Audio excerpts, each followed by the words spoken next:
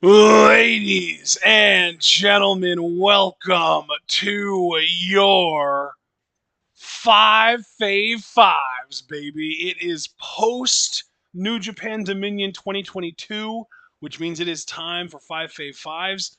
We have got top five, our personal top five favorite wrestler rankings in each of WWE, New Japan, AEW, Stardom, and the rest of the wrestling world. And of course, then after all those are done and over with, we will also be ranking our top 10 favorite wrestlers in the world, regardless of promotion right now. And I will say, I had a really, really hard time making a few of these lists. So I am really excited to see where John ended up on some of these. John, how you feeling about these, man? I'm feeling great, man. I got to be honest. I think the hardest lists I had were New Japan and Other. Other is, of course, Really? just notoriously hard for me. Just because, again, I don't really watch a lot of wrestling outside of what you and I cover. Same. And anything we do outside is usually due to a Patreon request. I know we've got one upcoming to check out DPW from DBK. Deadlock Pro, And I'll that's right, yeah. Yeah, and that's cool, and I mean that sincerely. It's just I probably never would have checked it out without DBK's intervention. So that's just how my brain is wired. So yeah, that always makes Other very difficult. But I'm always most excited to talk about the Stardom list because I just love seeing where our tastes are right now with Oh, Stardom. yeah. It's my favorite promotion by far. Yep. So enough Jack and Jaws. Let's get into this. Let's get into our first list. So I'm going to be completely upfront. The one that I had the most trouble with was WWE. I really, really struggled with WWE. I literally copied every single name on their rosters and just went through and removed the ones that I either didn't care about or wasn't enthusiastic about. And I ended up with a lot of names left. But as I was going through them, I was thinking to myself, okay, now who in here am I really into? And there were only like three people on the whole list that I could honestly say, like, yeah, I'm really into these people. And it was, it was anywhere from like two to five, really. But like, I had a really hard time. I have a very, very clear and obvious number one that I know I'm confident is my number one in WWE. But the rest of my list is very fluid. And like, honestly, you could my numbers two to four are all basically interchangeable. They're completely interchangeable. I honestly don't like if you ask me tomorrow what order I would put them in, it would probably be a different order than what I have listed in right now. That's how like I just don't know. Yeah, it's completely understandable, man. Obviously, you and I have been in a weird place with the WWE product. I mean, let's just be blunt about it. Not to project onto you, but I can certainly say for myself, I'm completely checked out, save for the people I like to follow through the YouTube clips. Kind of summarizing Well, their see, matches. but that's the thing though. You have people that you like to follow on YouTube clips. I don't even have that. I don't follow it at all. It's on my TV every Monday night and every Friday night, but I pay so little attention to it. And I'm going to be even more completely transparent with you. I haven't watched a more than a minute long clip of anything from NXT since WrestleMania at all. Oh yeah, that you and I are on the same page. I've been completely checked out of NXT. I even stopped reading the recap reports, and I started to do that Yeah, because I'm like, oh well, we should keep our finger on the pulse because maybe, but honestly, no. Like no. I just don't have the energy for it. I Like really I've don't. seen, So I look at clips sometimes that are posted to Reddit of like what's going on in the shows and stuff, and most of the time, I'm not even gonna lie. A lot of the time, I'll open a clip and I'll see who it involves, and I'll see what they're doing, and I'll just nope out of the clip before it even gets going. yeah, yeah. So I guess with those caveats in place, let's get into our WWE list. Yes, Do starting you, with honorable mentions, of course. All right, so I guess I'll go first. I'll get the ball rolling here. Okay, Now, cool. obviously, you guys know my personal system. I really like our whole number five theme, so I try and keep it to five honorable mentions to pretty much give the idea that if my Dude, primary fave five wasn't my primary, this would be it. Dude, straight So up, before we even get into this, one more thing. For my WWE, New Japan, and other lists, I would have stopped short of five honorable mentions if I didn't remember that you had this rule for yourself. yeah, yeah. Um, so I'm gonna get started. Of course, 5 being the weakest, 1 being like practically in the Fave 5, if just somebody else that kind of fallen off. So 5, Lacey Evans. 4, Really? yes, I've actually really been enjoying her promos as of late, being more vulnerable. Maybe it's because I come from a similar family that she did, but I actually feel like it's probably the most likable packaging she's ever had. Right. Also saw that she beat Xia Li, qualified for Women's Money in the Bank. Curious how she'll do in the match, and right now she's my front runner. So 5, Lacey Evans, 4, Gunther, 3, Roman Reigns, 2, Finn Balor, 1, Liv Morgan. Nice. Okay. All right, so who do you got, brother? 5, Sami Zayn. 4, Kevin Owens. 3, Damian Priest. 2, Finn Balor. And number 1, the only representative from NXT on any part of my WWE list at all, Wendy Chu. Ah, nice. I like that. I like that a lot. All right. To get the ball rolling on number 5, Bianca Belair. Nice. Still fantastic. Still a goddamn workhorse. A legitimate looking champion. Honestly, the whole women's evolution, quote unquote, she's one of the best things to come out of it. Beyond, the 4 horsewomen, sans Charlotte. I just think she's tremendous. I've given her copious amounts of commentary on past episodes of this, and just when we would commentate and live rag shows she's won. So I'm just going to keep it succinct there. Bianca's amazing, and I'm happy she's having another run, and she seems to be killing it. So who's number 5 for you, friend? Liv Morgan. I know you mentioned her. She was your sort of highest ranked honorable mention. She was your closest honorable mention to making your list, and she just barely made my list. So honestly, this is another one of those situations, though, where like I probably could have ranked her higher. Like if I really sat down and thought about it really hard, I might have decided to put her higher. But just going with what I went with. Liv, she's at 5. And I've really been growing to enjoy her in ring work. For the longest time now, I've been saying that she's one of the best bumpers and sellers in the women's division in WWE. And the last couple times that I've seen her in the ring, her lucha libre style influenced offense has been really fucking good. She is getting to a point now where I want to see her start getting main event level pushes because she is on that talent level at this point. She is really fucking good. Yeah, I 1000% agree with you. Keeping the ball rolling, number 4 for me, Asuka. Wow. What a fucking talent. I think it was you originally that said this, and I've agreed with it ever since. The woman is forever over. Yes. I think when Asuka comes out, the energy just shifts in a good way. I think her absence, look, I'll be real with you all, since we've been incredibly transparent about our relationship with WWE and NXT at present. A lot of acts can leave and you don't register it. Asuka's absence, I think you could rightfully argue, was definitely felt while she was gone with that injury. Yes. I think she got surgery. Frankly, I think Bailey's is still very much felt too, and I'll be looking forward to when she comes back. Hopefully, we get to rank her in our next Fave 5 in September. Hard fucking agree there, friend, on that.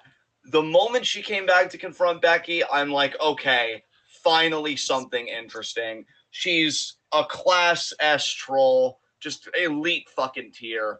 Her in-ring has indulged a bit, and I think she's in her 40s at this point, and she's still competing at a level that if you put the title on her tomorrow, I'd still believe it, even though, again, I'm so happy it's Bianca's time right now. She is exactly 40, by the way. Yeah, and she's stupendous. She's absolutely stupendous. I really, honestly, I hate the anti-Asian kind of racism within WWE and within some parts of the fandom itself, because it does make me fear like, look, and again, I don't know if maybe I'm being too aggressive here, but this is our platform, right? This is what it's for. I love Sasha. Yes. I love Bianca. Yes. I love all these acts. I just hope that Asuka, when it's all said and done, does get her flowers and people don't forget about her, because I think she's been everybody's best dance partner. And I think standing on her own 2 feet, she's a hell of a fucking competitor. And even as a promo, despite not doing like a lot of English, like she epitomizes body language promos, and it's just so good. So yeah, I just wanted to give some love to Asuka. Baton back to you, friend. Who's number 4 on your list? Number 4 on my list is Bianca Belair.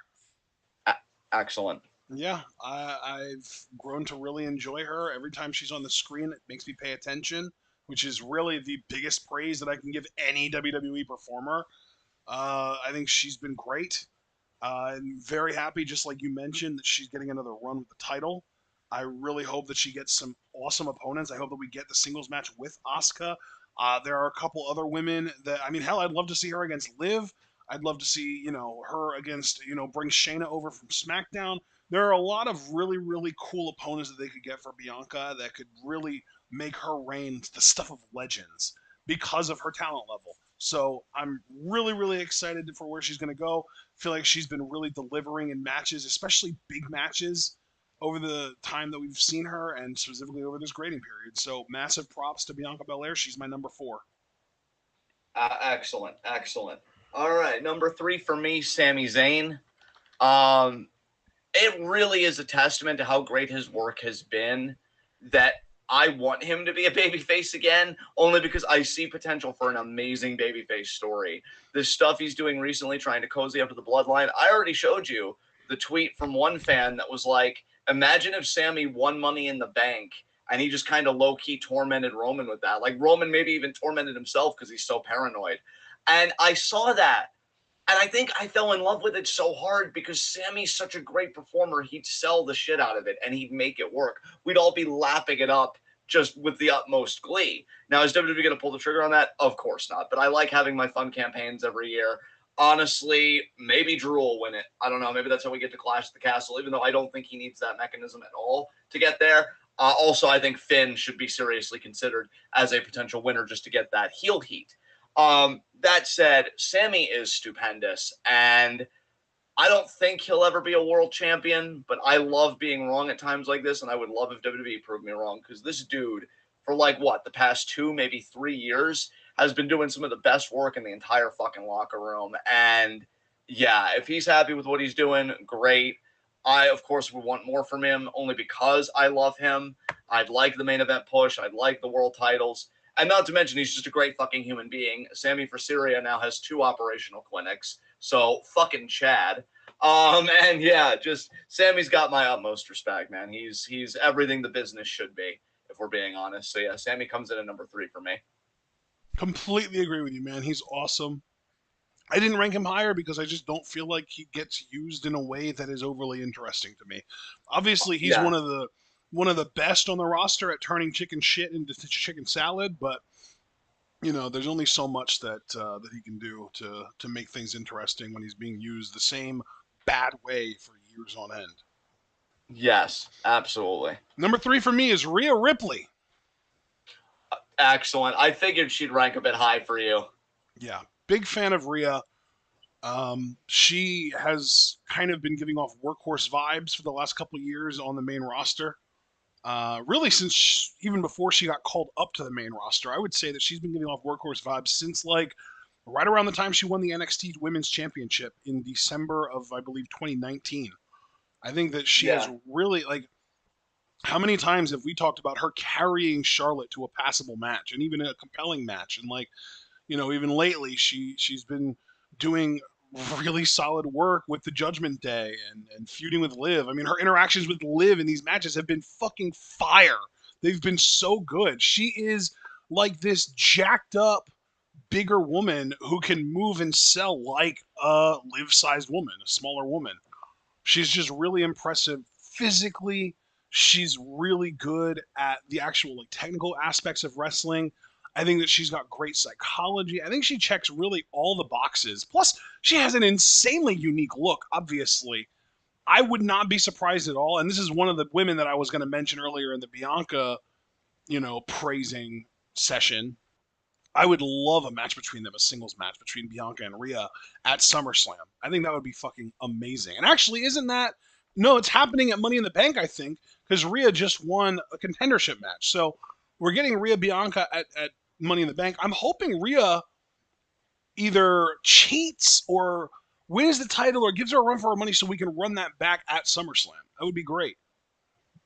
Yeah, I completely agree with you, man. I would love that. She's so good. She's another one, honestly, that I think by the fandom, don't get me wrong, she has a lot of fans, and some of them definitely not for purely wrestling reasons. But I do sometimes wonder if she's taking. Oh no, dude, she easily has the horniest fan base among WWE women by far. And the thing is, her fan base is also probably the highest percent female out of all the women in WWE. Rhea is like a fucking sex icon amongst gay women. Which is amazing, honestly. I do wonder, though, if by other segments of the fandom, if she's not taken a bit for granted. Like, I feel like she gave Charlotte some of her best matches, but you know that, like, most of the fandom is like, oh, Charlotte's so good. And they act like Rhea was the one being done the favor, not Rhea doing the favor for Charlotte, giving her just a great series of matches. So, yeah, it is something that I definitely, do think about from time to time, but I'm always glad when fans like you take the time to give her the recognition she deserves, because she really is fantastic. But number 2 for me, Seth Rollins. This is the last thing I want to say about the whole Cody Rhodes Hell in a Cell matchup. Seth deserves more credit than Cody does, in my estimation. The whole thing shouldn't have even fucking happened, and I encourage everybody, if they haven't seen it already, to go check out Ashton Southern on his Twitter, at Ashton_TwitWoW, because I think it set workers' rights back, and he argues that point brilliantly, and it just really set a horrible precedent for WWE work culture to become even worse, because as Ashton said in his thread, like, oh, you can't work, but, Cody tore his pec, and he went out and he had a main event match. So a lot of it is awful. But if we're talking about the match for what it is, I think Seth deserves more flowers than Cody, because he had the task of protecting his fucking opponent the entire goddamn time while having a quote-unquote compelling match, at least if we take everybody's reviews into account. And I know Rollins used to get slack years ago for being injury-prone. I would hope that this fucking him putting Cody over 3 times and the third time being while he was severely fucking injured wipes the slate clean. This dude has been doing incredibly selfless work. He's been doing wonderful work. And really, it's a shame that he hasn't gotten the nod for a world championship with the work that he's been doing. I think it's the best of his career. And so, yeah, I just wanted to give Seth that acknowledgement, because I really think he's in that realm of, like, untouchable right now, to be quite honest. Are you finished? Yes. I was waiting for you. I was even going to ask if I could hear you if that thing happened. But yeah, I'm good. Okay. Well, my number 2 is Asuka. You already mentioned her. She was your number 4. She's my number 2 because she consistently, to me, here's what I'll say. With Sasha Banks out of the picture, I think that Asuka is far and away the best overall performer that WWE has on their women's roster. Period. I don't think anyone even touches her, honestly. I think Io would be on that level if they let her be Io and if they actually used her, but they don't use her. She might be injured right now. I don't even know. And like when they do use her, they don't really let her be Io fucking Shirai. They kind of, water her down quite a bit. Asuka is honestly one of the least watered down Japanese women that WWE has ever had. Like even Kairi, we saw when she was in WWE, she was a bit of a watered down version of herself. Like you compare her WWE work to even her most recent Stardom matches, where she's older now than she was then, and she moves better and is more swift and quick and strikes harder now than she did in WWE. Yes, absolutely. With Asuka, though, I don't get that at all. I don't think Asuka is watered down at all. I think she is just herself. Like, we literally even got a little sneak peek of fucking Kana in the match on, what was the most recent pay-per-view, John? Help me out. Hell in a Cell. Yes. In the triple threat with Becky and Bianca. That's what that was, right? Yes. Yeah, correct. I thought so. She is just fucking awesome. You brought it up. I always like to say she's ever over. She's forever over because she just kind of exists in this plane of you just see her and you just instantly know that there's something special about her, and then she gets in the ring and proves you right. That's just how great she is. She is one of the best performers going today, male or female. And I would say that the biggest thing holding her back might even be her age, because you can tell she is starting to slow down a little bit. But her slowed down a little bit is still a hell of a lot more impressive in the ring than 95% of the women that WWE employs. Yes, 100%. All right. Number 1 for me, Kevin Owens. Dude, I'm shocked that you ranked him above Rollins. Holy shit. Yeah, I can't quit this dude. Even when he's doing something, and again, I'll be completely honest about how I feel. Even when he's doing something as asinine as this fucking storyline with Ezekiel, he's just so fucking funny. And like he has a direct line to my funny bone. I think he's one of the best promos like in that company specifically. I still appreciate him as a wrestler. And I will always miss Babyface Owens though, but it really says something where I want him to be Babyface again so desperately, but I still find stuff to love in his heel run. He did like a backstage interview, I think, with an interviewer that was also named Kevin. And of course, Kevin being the petty heel, he's like, I don't think you should be named Kevin. It's kind of like you with Ashton Smith, but turned up to an 11. And you know, like I remember watching that interview just laughing so hard because Kevin, I just love how he could take something so seriously, or he could have this perception of something. And if you even slightly deviate, you know, in agreement from that perception and say, well, Kevin, actually, like, he's just so apoplectic, but in a way that's so comical. He's still doing, for his half of things, he's still doing great work. I just wish that he was, again, in that main event conversation. I wish that, you know, he was taken more seriously. But then again, I really can't complain when a guy just got to main event WrestleMania and have a pretty decent match, actually, with fucking Stone Cold. And I can't even believe that sentence is real in 2022. So yeah, I think I'm always gonna, you know, be a Kevin Owens fan. I don't think that's ever gonna change. I just want more for the dude. A lot like, who did I say that about earlier? I think I even said that about my Sami Zayn. Oddly enough, Sami fucking Zayn. Yeah, I want more for both of those guys. And yeah, Kevin's just, he's terrific. When I talk about checking in with people on YouTube, I always check his stuff. I think that's why he's number one, because there are Rollins things that I would skip, only because, you know, I really can't stand Cody at all. But I would always watch Kevin Owens stuff. So yeah, he's just a guy that I really can't miss, no matter how detached I am from the product. So Kevin's my number one. I'm very curious though, because you had such a tough time. Who topped your WWE list? Well, you got to remember, I had a tough time coming up with the rest of the list, but number one was easy as fuck. All right, then who is it? Seth Rollins. There you go. There you go. It's so easy for me. Like Seth Rollins, I mean, you even said that like he is on that like untouchable level right now, and I completely agree. He is fucking untouchable right now. He is on a level that is above every other performer in WWE, maybe even including Roman Reigns himself, honestly. I mean, shit, think about the Royal Rumble. Seth put more effort into being entertaining in that match than Roman did. Think about that fucking entrance, the Shield entrance. He did the fucking Dusty Rhodes polka dot gimmick at the fucking Hell in a Cell match. Like, this dude's so over the top and so in the zone right now that he is doing special shit with his gear. Something as simple as gear that we barely ever think about otherwise. And he's Yeah. taking it to the next level. Seth Rollins, to me, is the number one reason that I haven't just completely given up on caring about WWE. Seth Rollins and obviously the women's division on Raw. Because it's, you know, literally Asuka, Rhea, Bianca, and Liv are all filling out my fave five here after Seth. And yeah, Seth is the number one, and the women's division on Raw is right behind that. But like Seth by himself makes any show that they put him on more interesting. And they don't even need to give him material to work with, I feel like. Like, you don't even have to tell him what to say. He is so in the zone with his character right now that you could literally have him read the dictionary and he would add hilarious commentary to each definition of each word, because that's just how fucking in the zone that he is right now with this character. He's perfect. Yeah, I think that was beautifully said.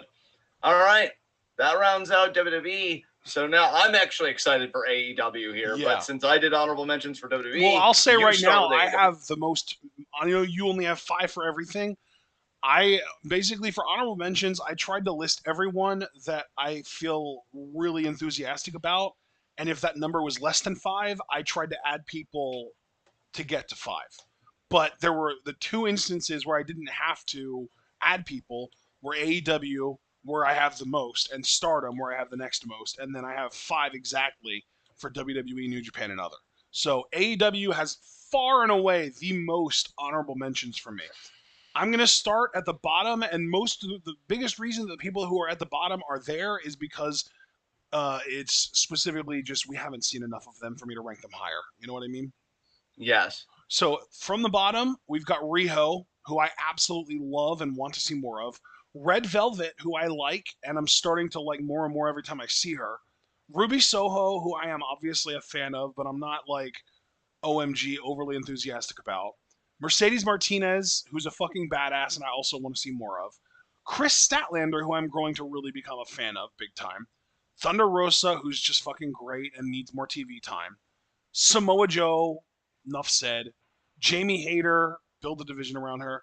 Death Triangle, John Moxley, Serena Deeb, Hook, and my top honorable mention, just barely missed the list, Athena.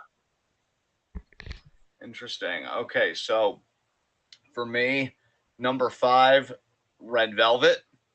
Number 4, Adam Cole. Number 3, Swerve. 2, Wheeler Yuta. 1, Thunder Rosa. So that's my honorable mention for AEW. Who comes in at number 5 for you, friend? Give me just a moment. I am typing your stuff up real quick for, documentation's sake. I can't believe how low Red Velvet or Adam Cole was for you. Yeah, I really, I hate to say it, but I do kind of agree with the people that he just felt different in NXT. I can't really explain it. Special. I'm still waiting for him to kick into that next gear. Maybe Forbidden Door will do it if he gets a match with, I don't know, maybe Okada. I don't know. Maybe he gets a match with Jay White. I don't know. That seems weird, but you never know. Yeah. Anyway, my number 5 is Keith Lee. Cool. I like that. I mean, I feel like I don't have that much to say about him because I feel like every time we see him, we react, positive. Yeah. He's fucking great.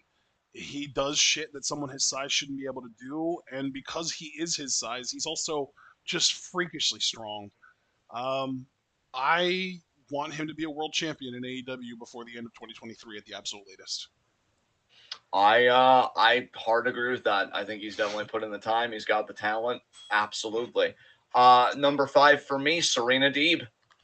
Nice. Yeah, she was effectively my number 8. Nice. I really, really, really like her. Obviously. Me too. Dude. Dude, I had her ranked above John Moxley. I love her. Yeah, absolutely. I think the professor gimmick just works. I fucking love how technically sound she is. I don't even necessarily think as a promo she's terrible, because I do think what she was saying in that one promo, it was good stuff. I don't know if the context was appropriate, and I didn't like the crowd at all. Yeah. And I think she gave Thunder Rosa a terrific match. Yeah. And I already want to see Deeb challenge for the title again. I think she's terrific, honestly. And I'm really, when you know her journey, and I know you and I do know her journey, and you see that she's ended up here, it's all the more impressive. Yeah, I really, really adore that woman. I can't wait to see her compete more and more in the future. And so, yeah, she cracks my top 5. So who's next for you on your list? Number 4 on my list, I may have cheated a little bit here. I have House of Black as an entire faction at number 4. Bro, that's fine, only because I will tell you that I do have a tag team in my other list at one point. So I feel like multi-group entities, so long as you treat it as a singular entity, yes. I think that's perfectly acceptable. So talk about House of Black, my friend. I mean, they are one of the most exciting things to me on wrestling television right now. I think, the lights go out and you know that you're anticipating that House of Black entrance. They're fucking awesome aesthetically. They're awesome in the ring. The whole lore is fucking crazy and cool and neat. And it's 2 of my absolute favorite performers. And yeah, Brody King's fine too. Yeah. There you go, man. Yeah, House of Black is doing some good shit. Number 4, Bryan Danielson. Wow. I mean, obviously. I miss him, man. He's been missing for like 2 weeks, not even, and I missed the shit out of him already. Blackpool Combat Club kicks fucking ass. They do. And this dude, there's a reason why I say it's funny. Like, look, I've been talking about wrestlers that I worry that the fandom will take for granted. I have owned up to the fact repeatedly, particularly in this series, that I take Bryan Danielson for granted. But there's a reason why I say he's the best technical wrestler in the world right now. Because everything he does, He makes it look easy, which we have to remember that it's not actually easy. It just means they work their fucking ass off harder than anybody to make it look that way. And he's the best wrestler in the world. Like he's achieved a level in the community where people really are saying, like, do we erect a statue of him alongside Austin, Rock, Hogan, Andre? If you've got Japanese, Kobashi, like those guys. And yeah, I think he's earned his place in the fucking wrestling pantheon of greats. I truly do. This dude has been so over at points as to be mainstream, and he's been so heel with legitimate fucking talking points, or even just being good, that like you can't help but like, oh, I want to slap you, but at the same time I respect you and I hate that you make me feel this way. He's amazing. He's pro wrestling to me at its very best. And the only reason he isn't ranked higher is because there are things that I respond to more in pro wrestling personally. But just looking at it for what it is, I don't consider pro wrestling a sport. I consider it first and foremost an art. And fucking Brian is the Da Vinci of his fucking generation. Absolutely. He's a genius. So that's that for me. Who's next on your list? Number 3 on my list is Swerve Strickland. Love it. I love how hard you go for this dude, man. I love it. So talk about it.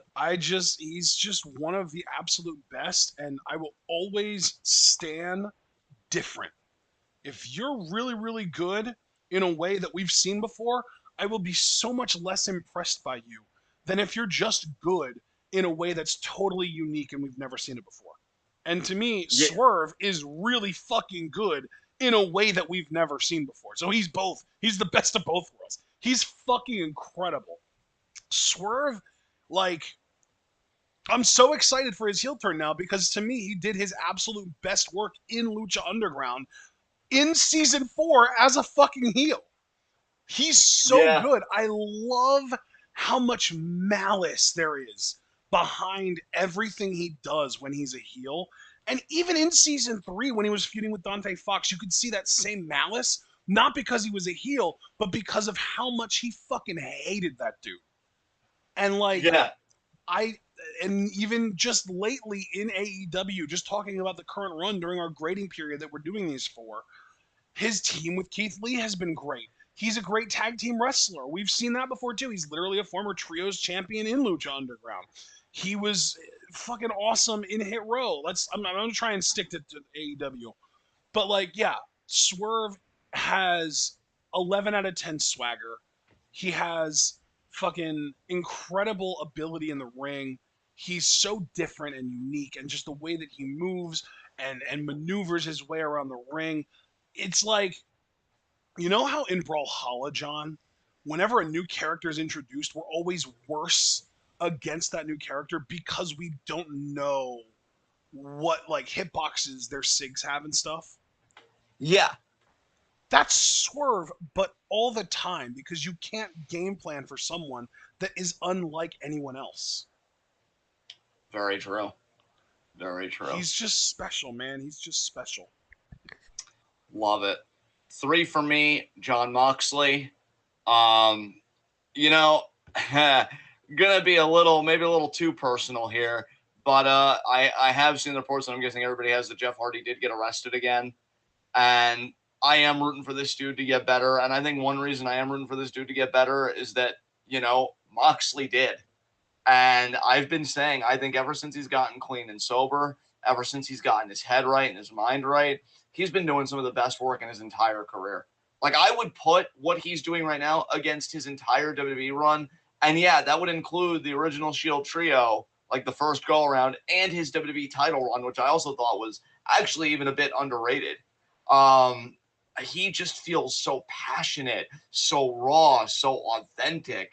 He rips his soul out in every promo and smacks it on the table for all of us to see. And the way he fucking works, dude, even that recent match with O'Reilly, how he's just kneeing him in the fucking head before dropping him with the paradigm shift. Like, I just love how this dude works. Look, if you want wrestling to feel like a quote-unquote sport, if you want it to feel like a legitimate fight like UFC or boxing, Moxley, I think, is one of the best workers at that. That's why I feel like we fucking loved his New Japan run so much, because New Japan does that shit, or at least New Japan when they were at their fucking best, and we were enamored with them. really, really excelled at that. And that's why Moxley felt like a hand in the glove, because I think he's one of the best Americans to do that. Yeah. And I just think he's tremendous. And honestly, I wouldn't mind if he became interim world champion. And to be even more honest, like, I like Punk, but I've never been a diehard Punk fan. So if he beat Punk's ass when Punk came back, I'd honestly be happier with that. I'm a far bigger Moxley fan than CM Punk fan. And so, yeah, I hope this guy gets his flowers again. I'm sorry, sir. What was that? I just said same. Yeah. And I really do hope that he gets his flowers, again, because I think this time he'd really be able to stop, smell them, and appreciate them because he got his mind right. And I'm so fucking proud of him for that. We have so many tragedies in pro wrestling. Jon Moxley may be one of the best stories in pro wrestling right now. And it shows that it's never too late for anybody to really achieve that greatness that is inside of them and really live the life that they want to live. And yeah, this guy is a pro wrestler through and through, and a damn fucking good one. So number 3 on my list, Jon Moxley. Who's next on your list? Before I even do that, I just want to say I absolutely love everything you just said. And I do want to also qualify that the only reason I didn't rank him higher is because I am sick and fucking tired of every single one of his matches being bloody. Yeah, that's fair. That's absolutely fair. That being said, though, my number 2, Andrade El Idolo. Oh, daddy. Yes. That's all I'm going to contribute. You go. He, honestly, John, if it wasn't for my priors on Bryan Danielson, I think Andrade would have been my... Oh, wait, brother. I can't hear you. I'm sure you can still hear me. I'm going to call you back. Yep. There we go. Let him do that. Go. And there we go. Hello. Okay, I am so sorry. You said he, and then you completely dropped off. So if you could just reprise, he what? Probably would have been my number 1 if it wasn't for my priors. Interesting. Okay. But if we're grading exclusively on the 2 months since our last Q&A, I think Andrade would have to be my number 1 on my AEW list, because this man is just fucking incredible. I like the 2 or 3 times that we have seen him really fucking wrestle in this grading period have completely renewed my love for him as a performer. He is fucking incredible. I really want him to start getting featured more. I really want to see him on my TV. I don't know, maybe as often as I see Dan fucking Lambert on my TV. That would be really exceptional. We just saw at Double or Nothing that he's bringing in Roosh from Ring of Honor. We've seen literally no development since then. I'd love something of some sort. And I'm just excited about him, man. He's just really fucking good. And I loved what he did in the Battle Royal last Wednesday. I wish he would have won it. I would have been so stoked if he would have. But he didn't. And now I just have to hope that something comes out of the Roosh thing, because I am so enamored with Andrade right now. I really can't wait to see him in the ring again. And bro, you have every right to be. The only reason he didn't rank at all for me is like he's doing good stuff.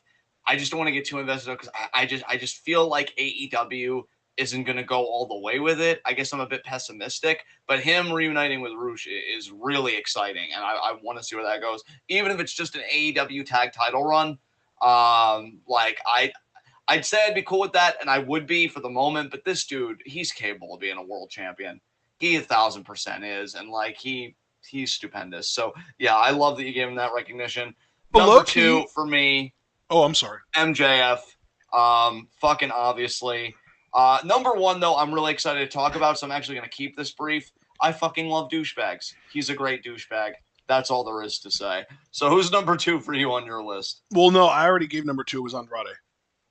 Oh, okay. Oh, apologies. See, every time I always kind of miscount at one point. But yeah, who's number 1 then on your list? I will do that a second, but I just want to say I feel like this is a rare instance where we can genuinely say I think NXT spoiled us.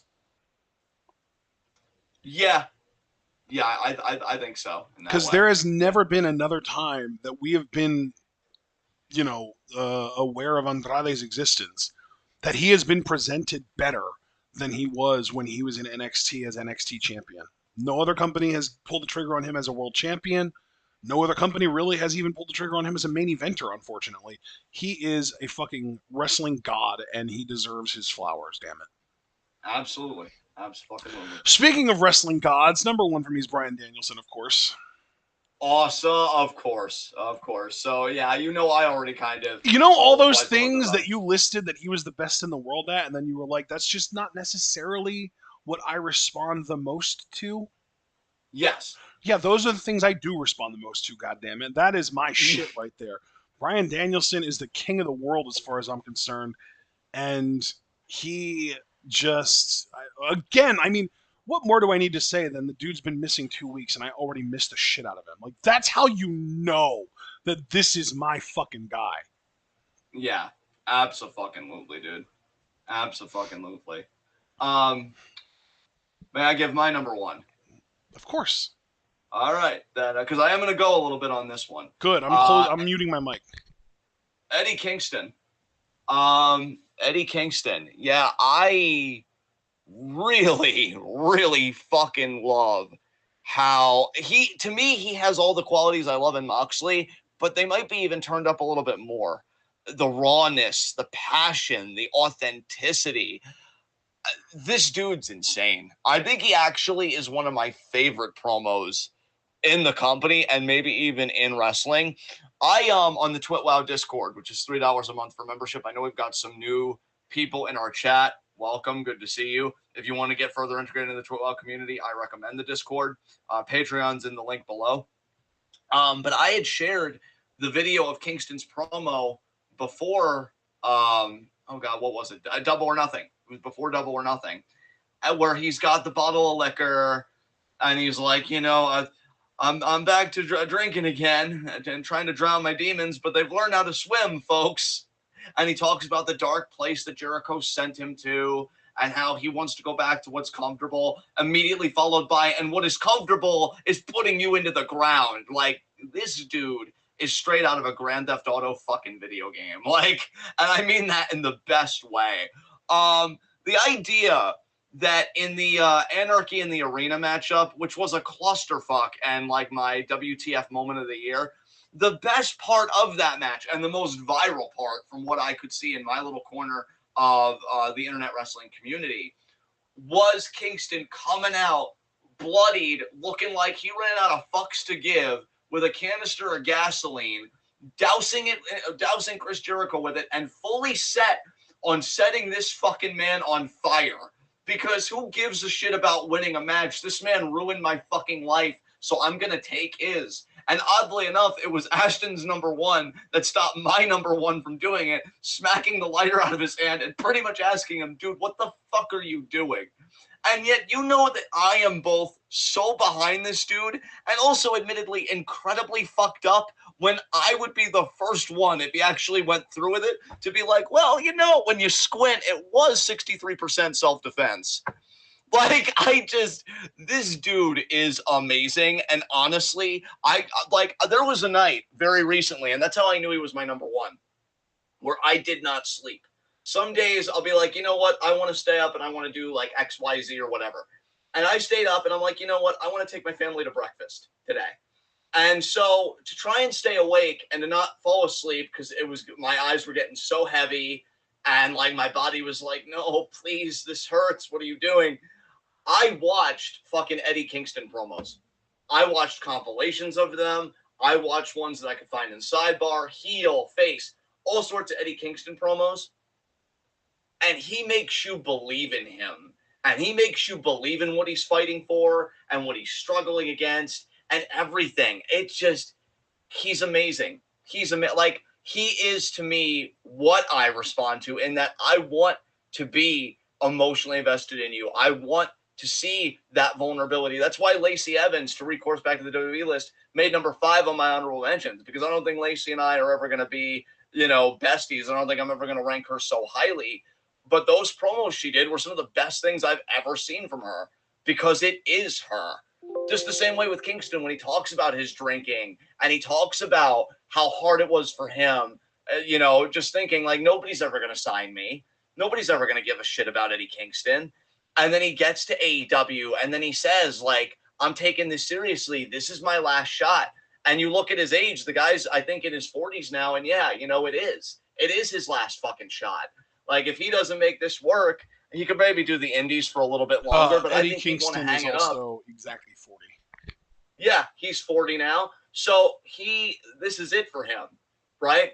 And so when he says he's cutting back on the smoking and the drinking because he wants to be world champion, and when he jokes like that interaction he had with CM Punk, which I know is well beyond the grading period, but again, this is talking more about the experience of going down the Eddie Kingston rabbit hole. And he says, why do you think you're so much better than me? What, because I'm fat? Because I like to eat and stuff like that? But there's just something so familial about Kingston. Like, I feel like this is a guy that if I needed a meal, there'd be a seat at his dinner table for me. And again, like, what was it that I said? Oh yeah, I think the best soundbite I had about Eddie that I want to reiterate here, because I typed it in the Discord. This dude is the perfect fucking synthesis of Dusty Rhodes and Cactus Jack. And I love that. I actually want to see him as world champion. That is another guy that I wouldn't mind seeing beat CM Punk. And to be quite honest, the biggest compliment I can give Kingston, and then I'm going to shut my trap because I don't want to get too repetitive or go on too long. We've got other lists to get to. But we got Blood and Guts coming up. I thought the first Blood and Guts that Ash and I reacted to, which was a Patreon request, was a goddamn joke because that was the Pinnacle versus the Inner Circle. And I thought it was stupid. I thought it was like, you know, whatever. This Blood and Guts, because of how Eddie is so committed to his character and who he is as a performer, I genuinely fear for Chris Jericho. Because MJF threw him off the cage onto like some kind of platform or whatever. Maybe it was a table, whatever. That was the least of his fucking worries. Locked in a cage with Eddie Kingston where it's literally called Blood and Guts. I'm half expecting this dude to pull out a fucking chainsaw to just sever every one of Chris's limbs. And I love that. Because here's the thing. I don't really fuck with hardcore wrestling. But when I do, you know what my favorite acts are? Exactly those Mick Foley's or Cactus Jacks that you make them believe as a character that you've gone to such a dark place, or I should say they make you believe they've gone to such a dark place that they will legitimately maim and permanently injure somebody if it means winning. That's what I feel like Eddie Kingston is locked in that cage with Chris Jericho, and that's why I'm actually hyped for that fucking match. If I'm Jericho, I'm pissing myself. I'm like, don't lock me in there with him. And even Eddie doesn't want to be this guy, because to go back to this promo that really started me down this rabbit hole where he's, you know, drinking again and then he throws the bottle away. He even says to Tony Khan, you can help me not become this. I am going to show you why nobody wanted to sign me. It's dark, but it's honest. And I think there's something relatable to it for anybody that's ever known addiction or hardship of, you know, of not getting the job that they wanted or they thought they would get or anything. Like, he is the everyman. And he's the everyman more so than any other everyman in history because we've all got our fucking trauma and he wears it on his goddamn sleeve. He's the tilted everyman, and I fucking love it. Eddie Kingston for world champion. So that's the longest I've talked so far on this installment. I've kept a lot of it brief, but I knew I wanted to talk at length about him because the Eddie Kingston bug has bitten me deep, and this dude's fucking awesome for sure. So, bro, yeah, we gotta get you. We gotta get you on some like 2010, 2011 CZW. Yeah, for sure. Because both Kingston and Moxley were there at that time. Moxley was world champion for most of that time. Yeah. I have not seen, by the way, I've seen it recommended in YouTube, Lance, but when I was going on my binge, I didn't bother to watch that because I thought it was more like, you know, sometimes they'll give rap artists like a line or something and they want them to do like a freestyle with it. Yeah. That's kind of what I thought the Sour Patch Kids promo would be, and that sounds cool and I'll watch it later, but I wanted more like, what feuds does this man have? How personal has he gotten? And yeah, the mind of Eddie Kingston is a dark and fascinating place to be. But that rounds out my AEW list, which means now we move on to New Japan, who had actually admittedly a great show in Dominion recently. Yes. So I'm excited for this. Obviously, you did 5 Fave Five for AEW, so I'll begin with New Japan.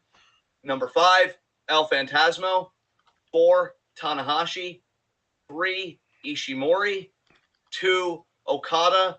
1, Great-O-Khan. Nice. So who are your honorable mentions? We actually have very similar honorable mentions. Let me finish filling yours out first.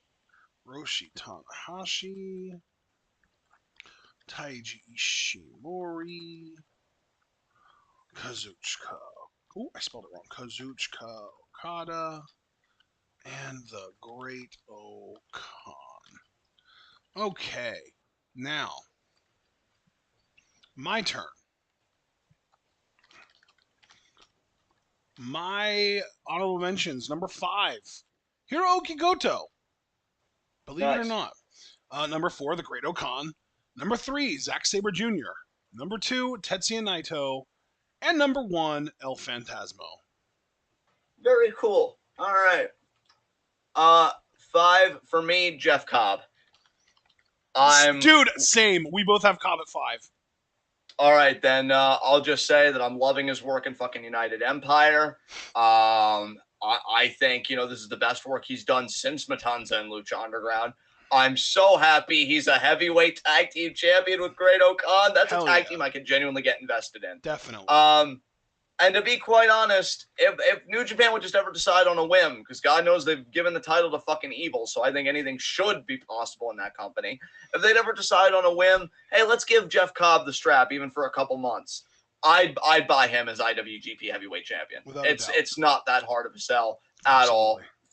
The dude's terrific. I'm so proud of him in the work that he's doing. I once, a few years ago, said that he was a once-in-a-lifetime talent, and honestly, I still stand by it. Yes. His presence, his athleticism, he's wonderful. But anyway, we have him at the same place, so you say a little bit about Jeff Cobb. I mean, dude, the once-in-a-lifetime talent thing, I have to sign on to that. Like, that's one of the best ways that I've heard anyone describe Cobb, because at the end of the day, you've got this thick motherfucker who's built like an NFL nose tackle, who is a former Olympic wrestler who can do athletic shit, like flippy shit, like moonsaults and fucking standing shooting star presses.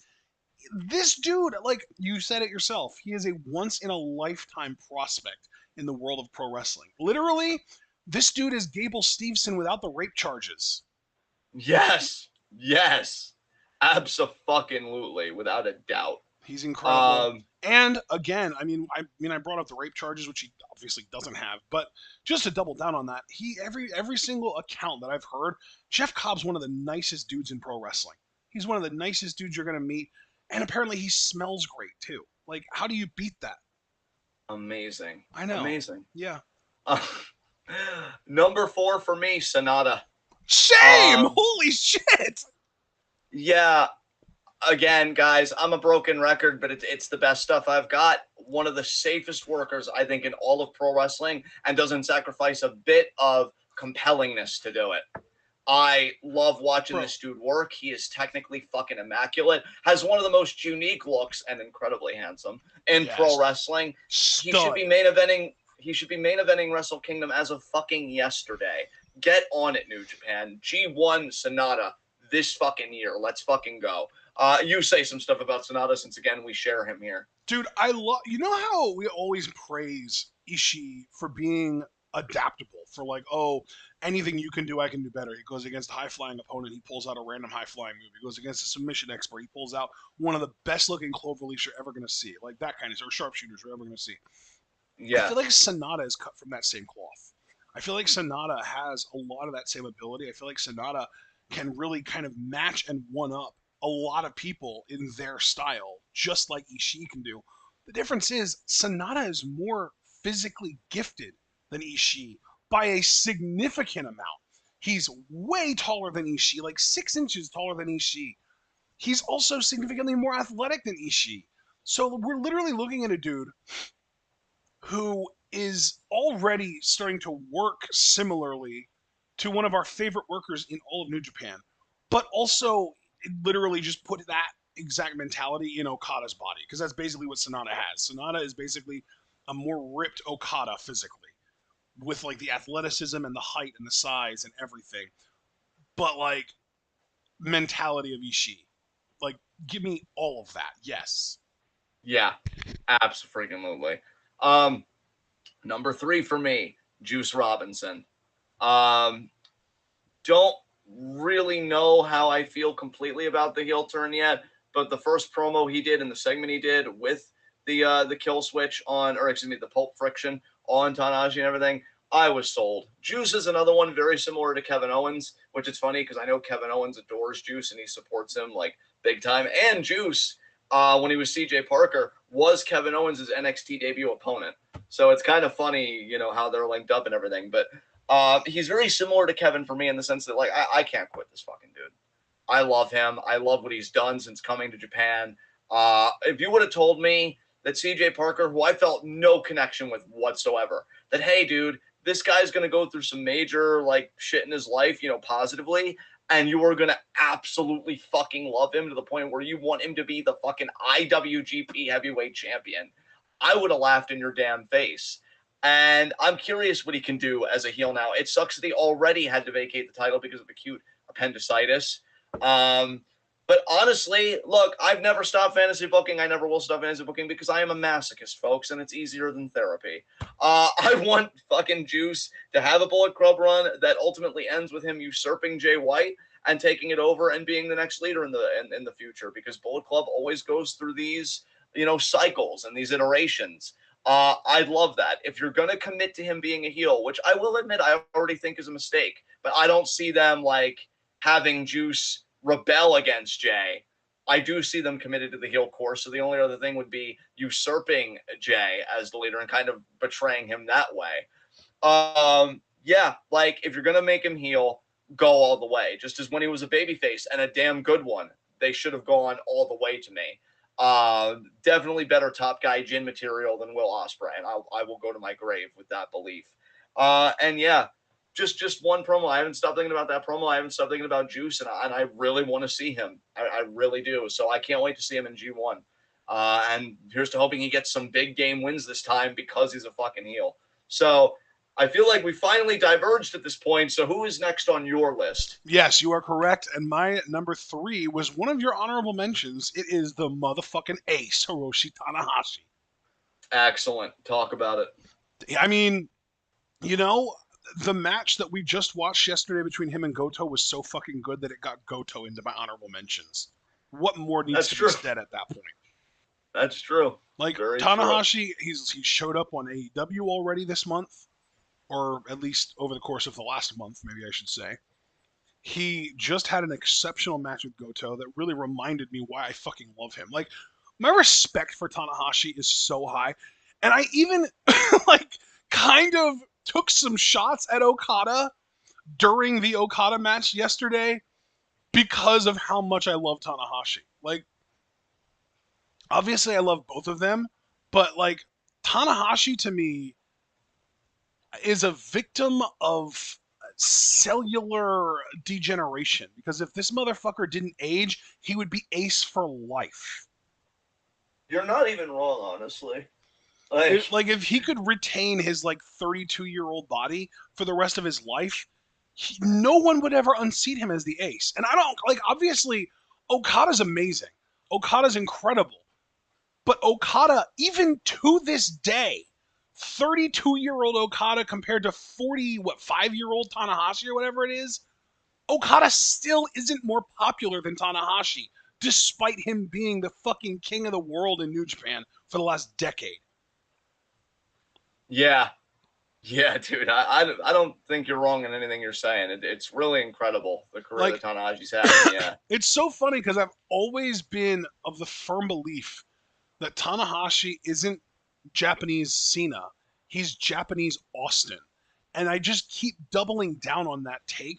Maybe even a little bit of Japanese Hogan, in the sense that he's like forever loved if Hogan didn't fuck that up for himself, obviously.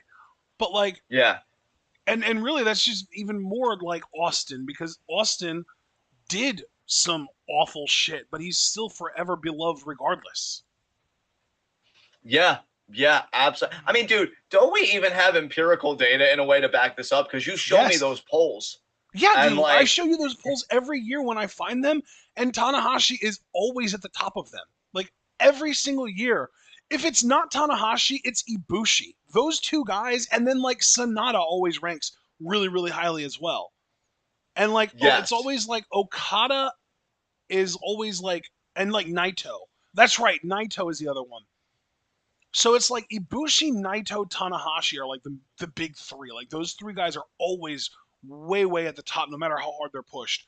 Okada is consistently like third place, even though he's pushed the hardest.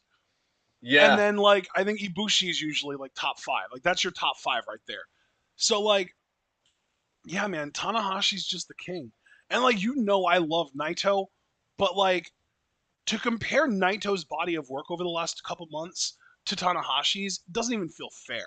Tanahashi blows Naito out of the fucking water from a resume standpoint over the course of the last few months. I feel like Naito has really slow. Like we're talking about age. Naito's younger than Tanahashi, but works like he's a 10-year older guy.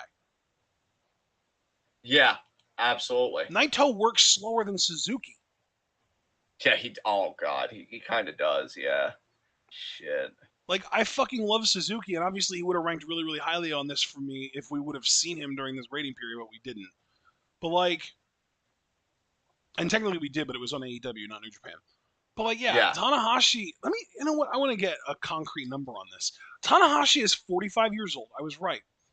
This motherfucker's 45 years old. Let me look something else up, actually. Chris Jericho's 51. So 6 years ago, it was 2016. Let me look something up again. Let's see here. 2016. In 2016, Chris Jericho was feuding with Seth Rollins and Sami Zayn and Finn Balor and Roman Reigns. When was the Kevin Owens feud? When was the Why Is My Name on this? God, wasn't that? That was in 2016, wasn't it? I feel like it was. I just feel like it's incredible to me how much better Tanahashi is at 45 than Jericho was at 45. Yes. Yes, you're not wrong at all. Tanahashi's just absolutely. I need to stop. I'm gonna let you go next. All right. This would be number 2 for me. Zack Sabre Jr. I love watching the guy work, especially when he's on. I've always been honest, and I've always made that qualification that sometimes I think he tries to go through his stuff a little quick, and it comes off a little sloppy at times, which is why Danielson, if we're going on a technical standpoint, I do think ranks above Zach for me, just because I've never seen that dude be sloppy ever. And if I'm really being honest, if there ever were times, I'd be more inclined to put it on his opponent taking the move than Danielson and how he's executing it. But still, when Sabre's having a good run, and I feel like he was kind of in that, winning the New Japan Cup and everything, I did check out highlights and everything. Yeah, he's really fucking fun to watch. He's a very technically sound Gumby, for God's sakes, with his lanky frame and everything. I'm actually very excited to see him in a G1. I feel like he always delivers in big tournaments, and just in terms of match quality and everything. And, I don't know. I don't know if I'd hate him being world champion. I mean, again, when you've already given Evil the strap, right? It's like anything should be possible. And yeah, I know he, as a performer, he even said, like, this is the time after he won the New Japan Cup that I'm going to win the world title. Obviously, that didn't happen. But yeah, if they ever would, like, have him complete his journey that way, so long as it wasn't, like, on a Wrestle Kingdom or something, because I do believe that belongs to, like, the Sonatas and stuff like that, I think I'd vibe with it, honestly. I really can't get any worse, again, compared to who they've already given the title to. And I think he's just been doing wonderful work. So, yeah, I just wanted to give him the nod. Who's next on your list? Kazuchika Okada. Is there anything really to say? So good. I don't know if there is. I mean, we were even kind of talking about it during the match with Jay yesterday. Okada is so fucking good that he doesn't even have to try, and he's still better than almost everyone else. Like, literally, they even made a story about that fact, with him refusing to use the Rainmaker for, like, what was it, a full year or even 2 years? I don't remember. But, like, he didn't use the Rainmaker. He didn't use the quote-unquote move that made him for a year, minimum. And he still had an exceptional run, and it culminated in him beating Will Ospreay, who would go on to be the dude that had the most dominant win in IWGP World Title history. Yes. Okada beat that motherfucker with a Rainmaker. Yes.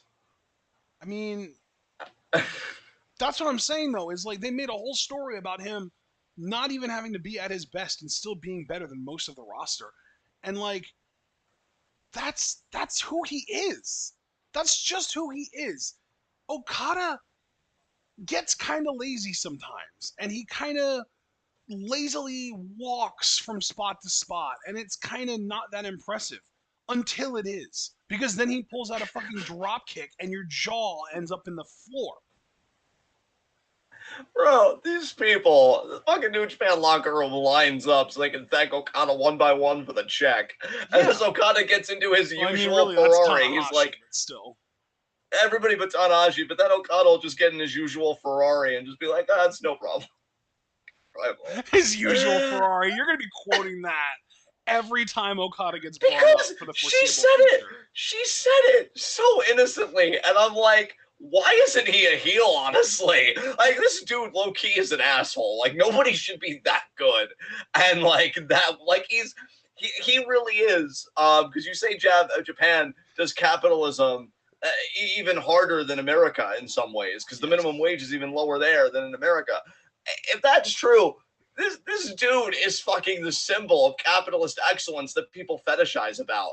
And like everything else, like it's insane. And yet I can't help but be compelled by his matches every time.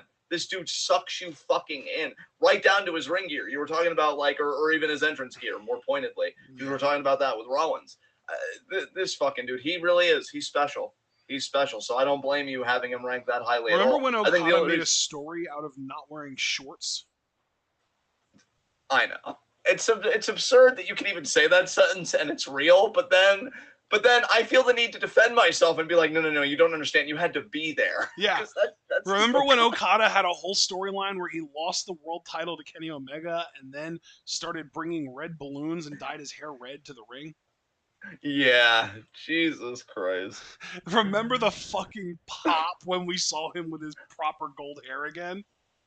Yes. Dude, I'm telling you, he's just the king. It's just that simple. It's gotta be good to be him. It really does. Like, Jesus Christ. I feel like we meme a lot about Ibushi being like the alpha of our species in a way, and then like Okada is just there, and he's just like, oh, I mean, yeah, go ahead, praise him, that's fine. Yeah, Okada's just like, wow, never heard a group of people be so enthused about being wrong. But yeah, it's. Did I just lose you? As the king. Oh, there you are. I find that interesting because number one on my list is King still? Switchblade. Hello? Jay White. Can you hear me still? John? Again, like Okada, what else is there to say? Okay. The dude just...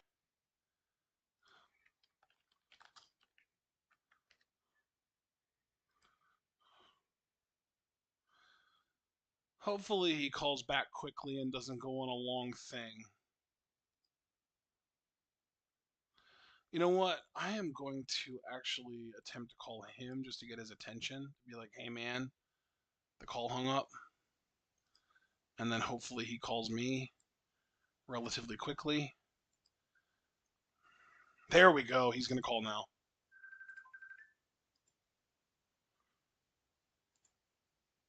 Before I continue from where I left off, I'm assuming you tried to say something to get my attention. So what were you saying?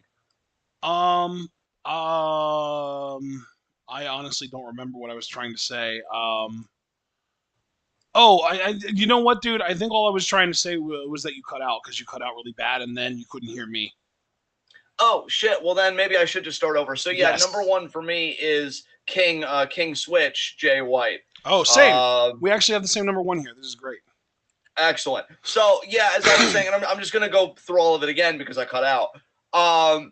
He's a lot like Okada in a way. I'm just like, what else is there to say? Because he just regained the IWGP Heavyweight title. To me, he's had the best match that New Japan has had all year. Yes.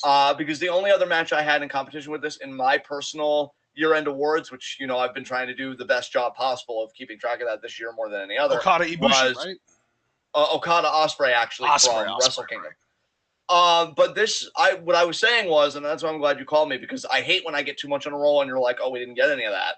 What I was saying was, not only did this match surpass that, it surpassed it by a pretty significant margin.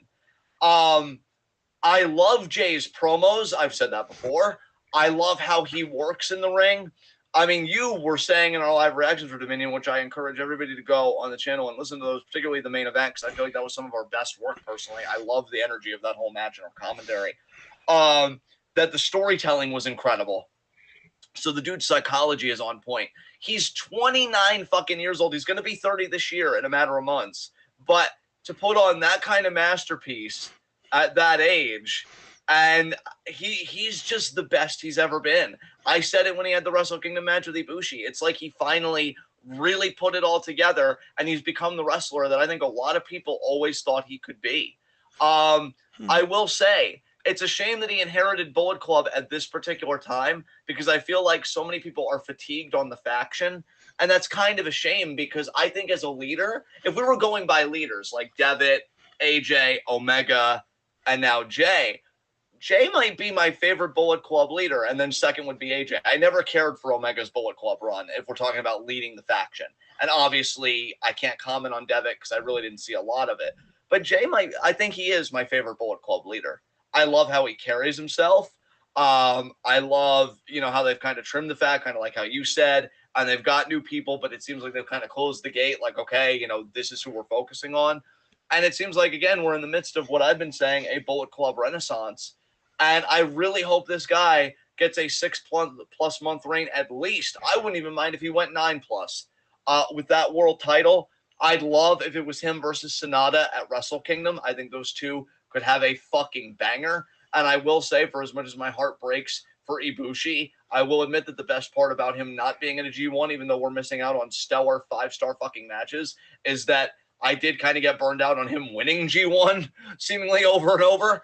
So we know that we're going to get a new and different winner, even though Okada did win last year, to be fair. But I think that was only because, really, Ibushi injured himself off the Phoenix Splash. We don't know how it would have gone if it wasn't for the injury. So yeah, it's a new horizon, and I hope that they make the most of it with Jay White as world champion, because the dude is he's fucking incredible. So now, I know I said a lot, but it is both of our number ones. So Now I'd like to really hear you talk about Jay White and what you think. I think what really sets Jay White apart for me is his in-ring psychology. Obviously, yes, he is probably the best promo guy in all of New Japan. Obviously, I know that you would probably want to mention Juice in that conversation, but I do think I would definitely rank Jay higher than Juice, although I do love Juice's promos too, for very different reasons. I think Jay does this, almost delusional heel character better than just about anyone else today. And that's just talking about outside of the ring. His best work is when he's inside of the ring. How many times now has Jay White had matches of the year for us, John? Yeah, it's been a while now, dude. This dude cranks them out. I feel like he's had a match of the year with all three of Okada, Ibushi, and Sonata. Yeah. He is fucking incredible at wrestling. And I cannot wait for his match at Forbidden Door, no matter which Adam it happens to be against. I really don't care, because I can't wait for AEW fans who have not been exposed to New Japan, who have not been exposed to Jay White, to get to see this motherfucker work. Yes, 100%, dude. 100%. So his psychology is absolutely one of the best in the world right now. His promos are among the best in the world right now, which is really strange to say about someone in New Japan Pro Wrestling, where most of the promos aren't even understandable by someone that doesn't speak the language. But of course, he speaks English, so he's kind of an exception. And that's the thing, though, is a lot of the people in New Japan who speak English aren't really promo guys. They'll cut promos to get by, but they aren't great at them like Jay is. And Juice is, right? Yes. So, yeah, I think that Jay has traits that make him very special right now. He's, as you would say, in his pocket right now. And I do think that he should go on a bare minimum of a 6-month run and not drop that title any earlier than Wrestle Kingdom next year. Yes, 100%. 100%. All right. With that said, we move on to Stardom. And you start with the honorable mentions here. So, my friend, who are your Stardom honorable mentions? Sir, all right. Working my way from the bottom up again. So the first one is the one that's the closest to falling off my honorable mentions, and the number one on my honorable mentions is the one that's the closest to making my fave five. Starting from the bottom, Hanan, Lady C, Himeka, Momo Kogo, Mina Shirakawa, Mayu Iwatani, Tam Nakano, Starlight Kid, Natsupoi, and Azumi. Man, I can't wait to hear your actual fucking list. All right, from 5 to 1, Waka Tsukiyama. What? Mirai. I've been loving the story they're doing with her, man. I've been loving the story they're doing with her. Maybe you have too, and maybe that's where the what's coming from. Don't tell me what the answer is. I'm really curious what your actual 5 is. So 5 Waka, 4 Mirai, 3 Hanan, 2 Azumi, number 1 Saya Kamitani. Wow. So let us begin your fave 5. Who comes in at number 5 for you, bud? You know what? I'm gonna flip a coin here, and I'm gonna make a bet. I bet you we have the same number 5. Okay. Saki Kashima. No. Damn. All right. Well, Kashima is my number 5. I feel like she has been really on a roll lately. She pinned Mayu in like 16 seconds in the one match. She has been sort of the X factor for her trios team. They are now the artist champions, her, Momo, and Kid. She has been doing great shit talk. She was hilarious at the one press conference where she was basically the stand-in for Fukigen. She just has a great personality, great sense of humor, and she's great in the ring. She checks a lot of boxes. Yeah. I like I said, I think she's the secret weapon. I think she is so well rounded, and I love that you kind of gave her the nod here. Number 5 for me, Momo Watanabe. Oh, nice. She's so fucking good. Yeah, I mean, I'll just say yeah. she's my number 4, so you can talk and then I'll talk and then you can give your number 4 afterwards.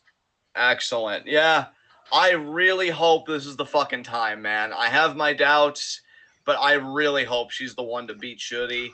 I mean, what a fucking swerve if she was the one to go into the 5-star as the champion and not Shuri, and Shuri would be back to chasing the title. It would just be unreal. She's worked so hard, and she's so young and so gifted.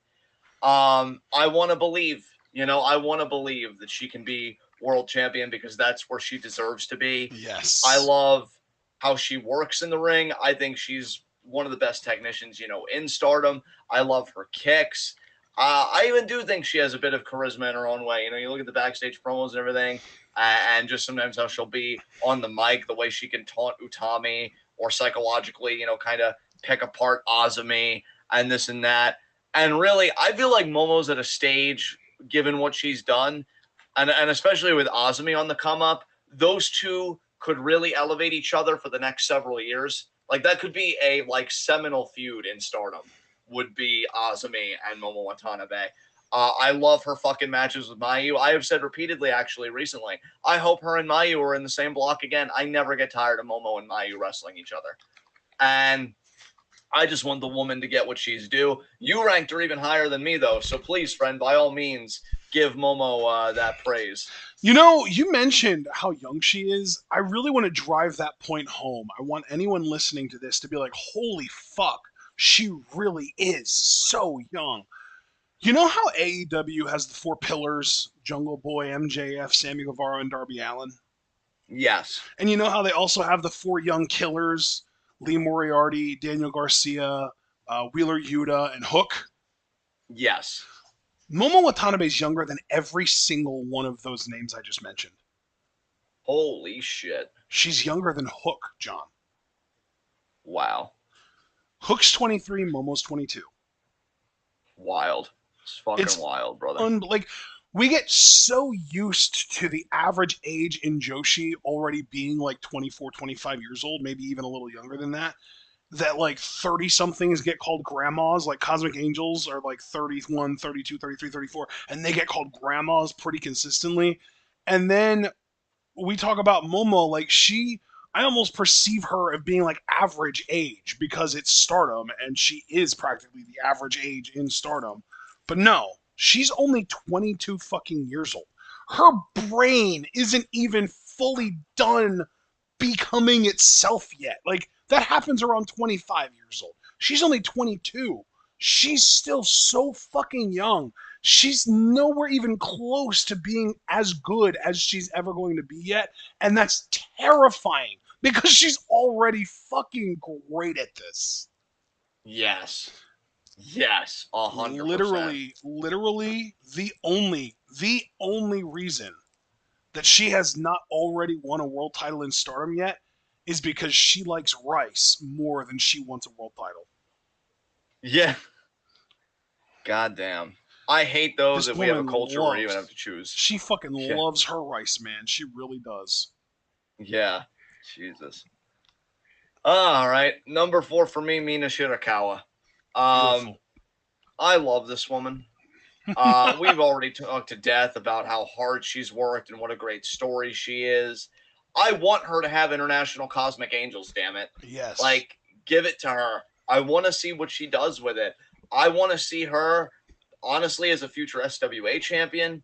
I want to see her do all the fucking things. I still would pop big if she ever won the Wonder title. I would be all fucking about that. I just think she's tremendous. And yeah, I'm just going to keep it short there because what else is there to say? I've given her considerable praise throughout all of these. You guys know what I'm about. She's the power bomb to my heart. Mina Shirakawa for fucking ever. I love that. I really do. That's awesome. My number 3. Wait, am I supposed to be going first here? Yeah, I am. Okay, yeah. My number 3, yes. The Red Queen herself, Utami Hayashishita. Oh my god, amazing. Amazing.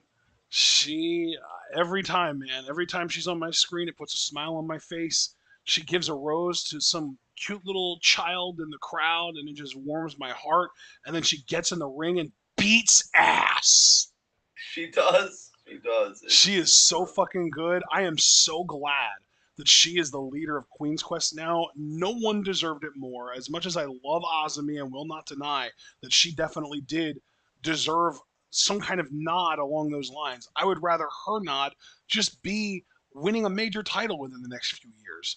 I mean, she's already the high-speed champion, and she's getting really, really great reign out of that right now, and I love her for that, and I love that for her, but she is going to get so much more in the next few years. She doesn't need to be the leader of Queen's Quest. What I love about Utami is how legitimate she feels. This woman, you could literally believe her beating anyone, and not just beating like fluky, roll up pin, but decimating anyone on the entire Stardom roster. Really, anyone in Joshi, I feel like. You could believably see her just destroying. She is that good. She is big. She is strong. She is technically immaculate. She's just great. She's just awesome. And I feel like she's starting to get hate because she's being quote unquote over pushed, whereas in my mind she's being appropriately pushed. Yes. Yes. All right. Number 3 for me, Starlight Kid.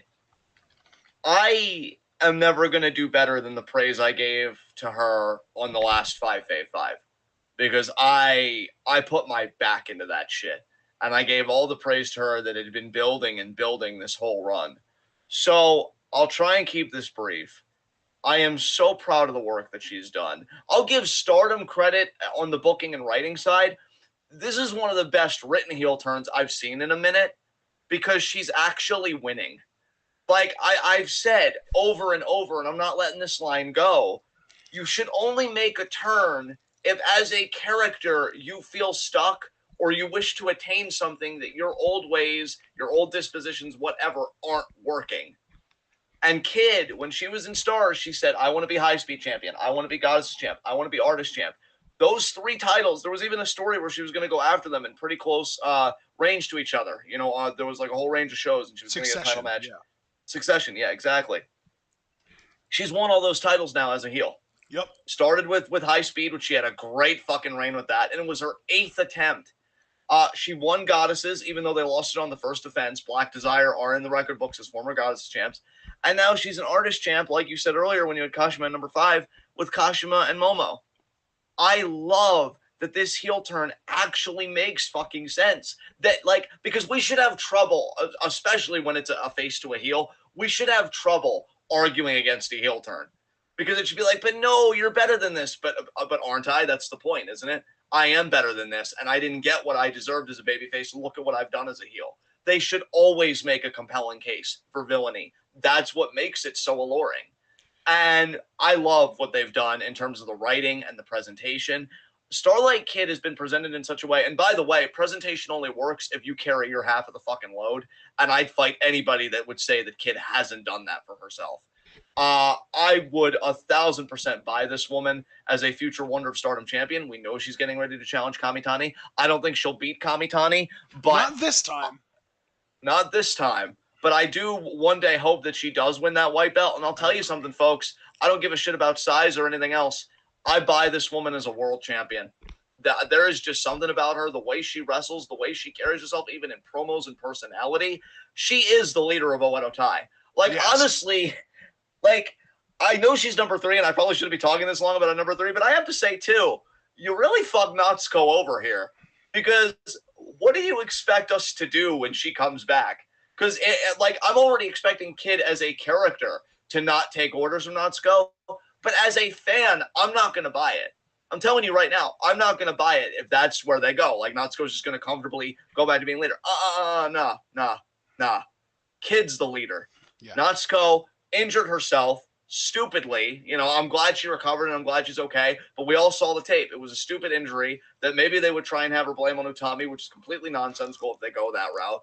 And if I'm Kid, I'm like, you hurt yourself going after the world title. Meanwhile, I've been winning championships, and I even got 2 fellow faction makers hardware as well, and we've been holding down the fucking fort. Like, there's no place for you here, Natsuko. Kid has been so good, and that's the nature of the business. I mean, there is always a dark underbelly to the business. And the reality is that when you're doing amazing work, sometimes you're going to make somebody else look bad, and you're going to make people question, well, what is your purpose here? What role do you fit? Kid has been so good as the leader of Oedo Tai. What role does Natsuko have anymore?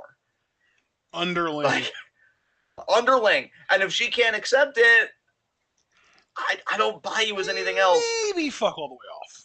But yeah, well, that's just it. You're undercard at best. At best. Like, I never bought her as a main event talent. I never bought her as a leader.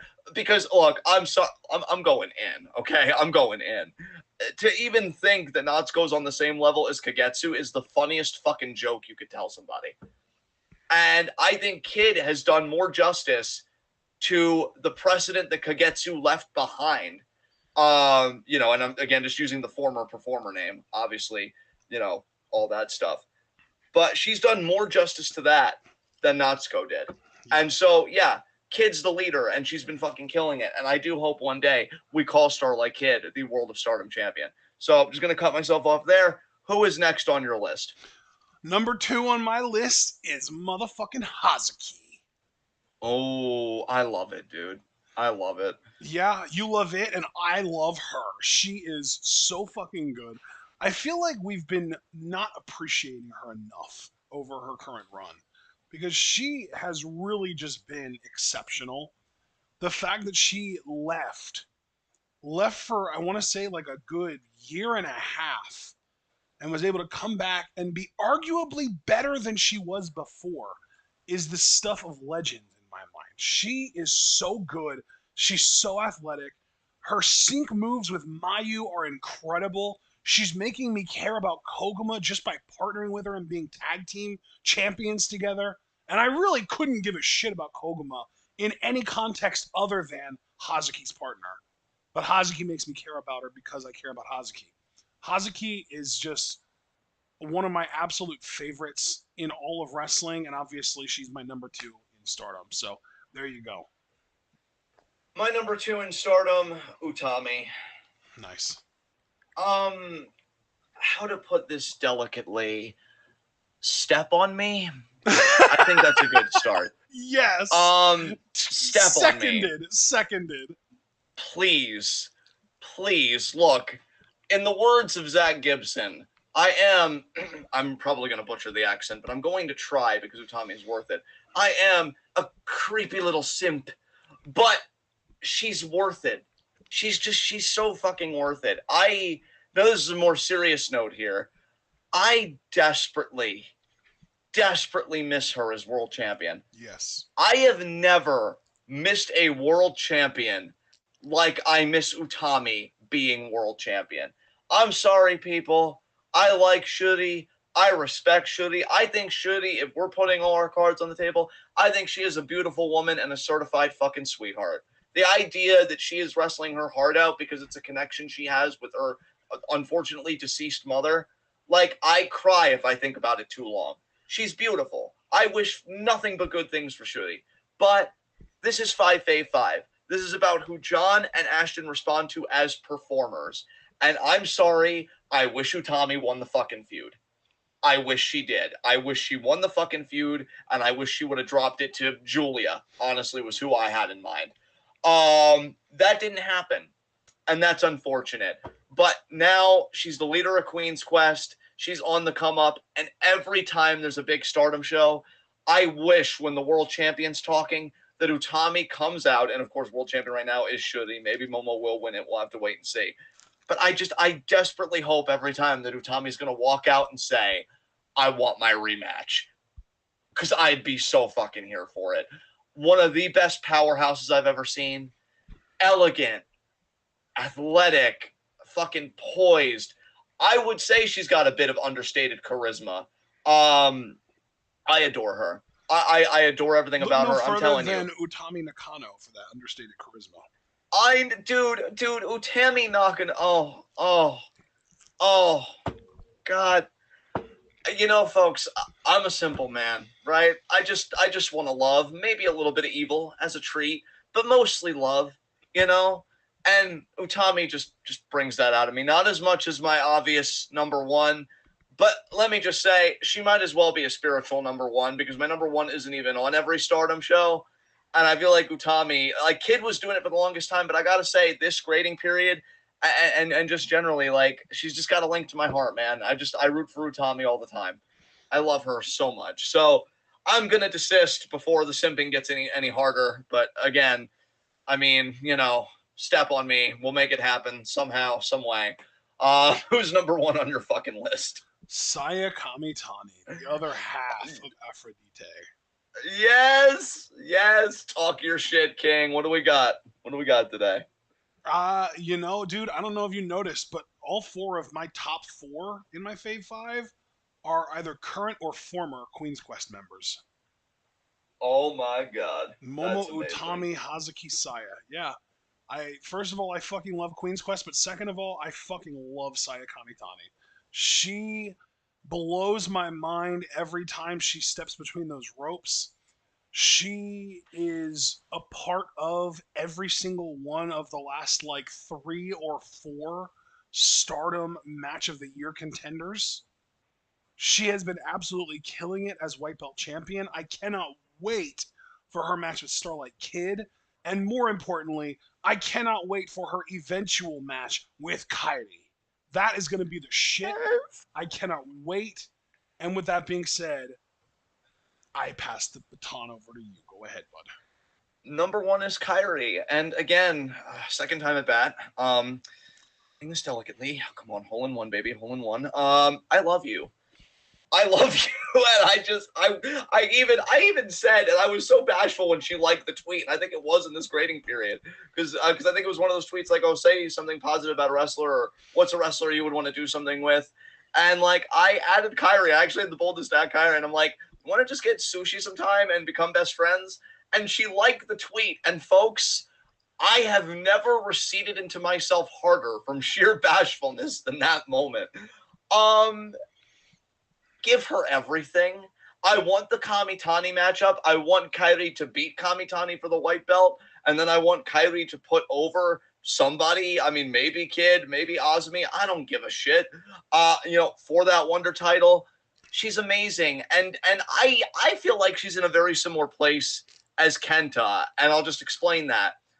Kenta once did a video, and I remember you and I were both kind of smiling about it. We thought it was so cool about how happy he was being in New Japan because he was working more dates, he was wrestling more, and he did the style that he wanted to fucking do.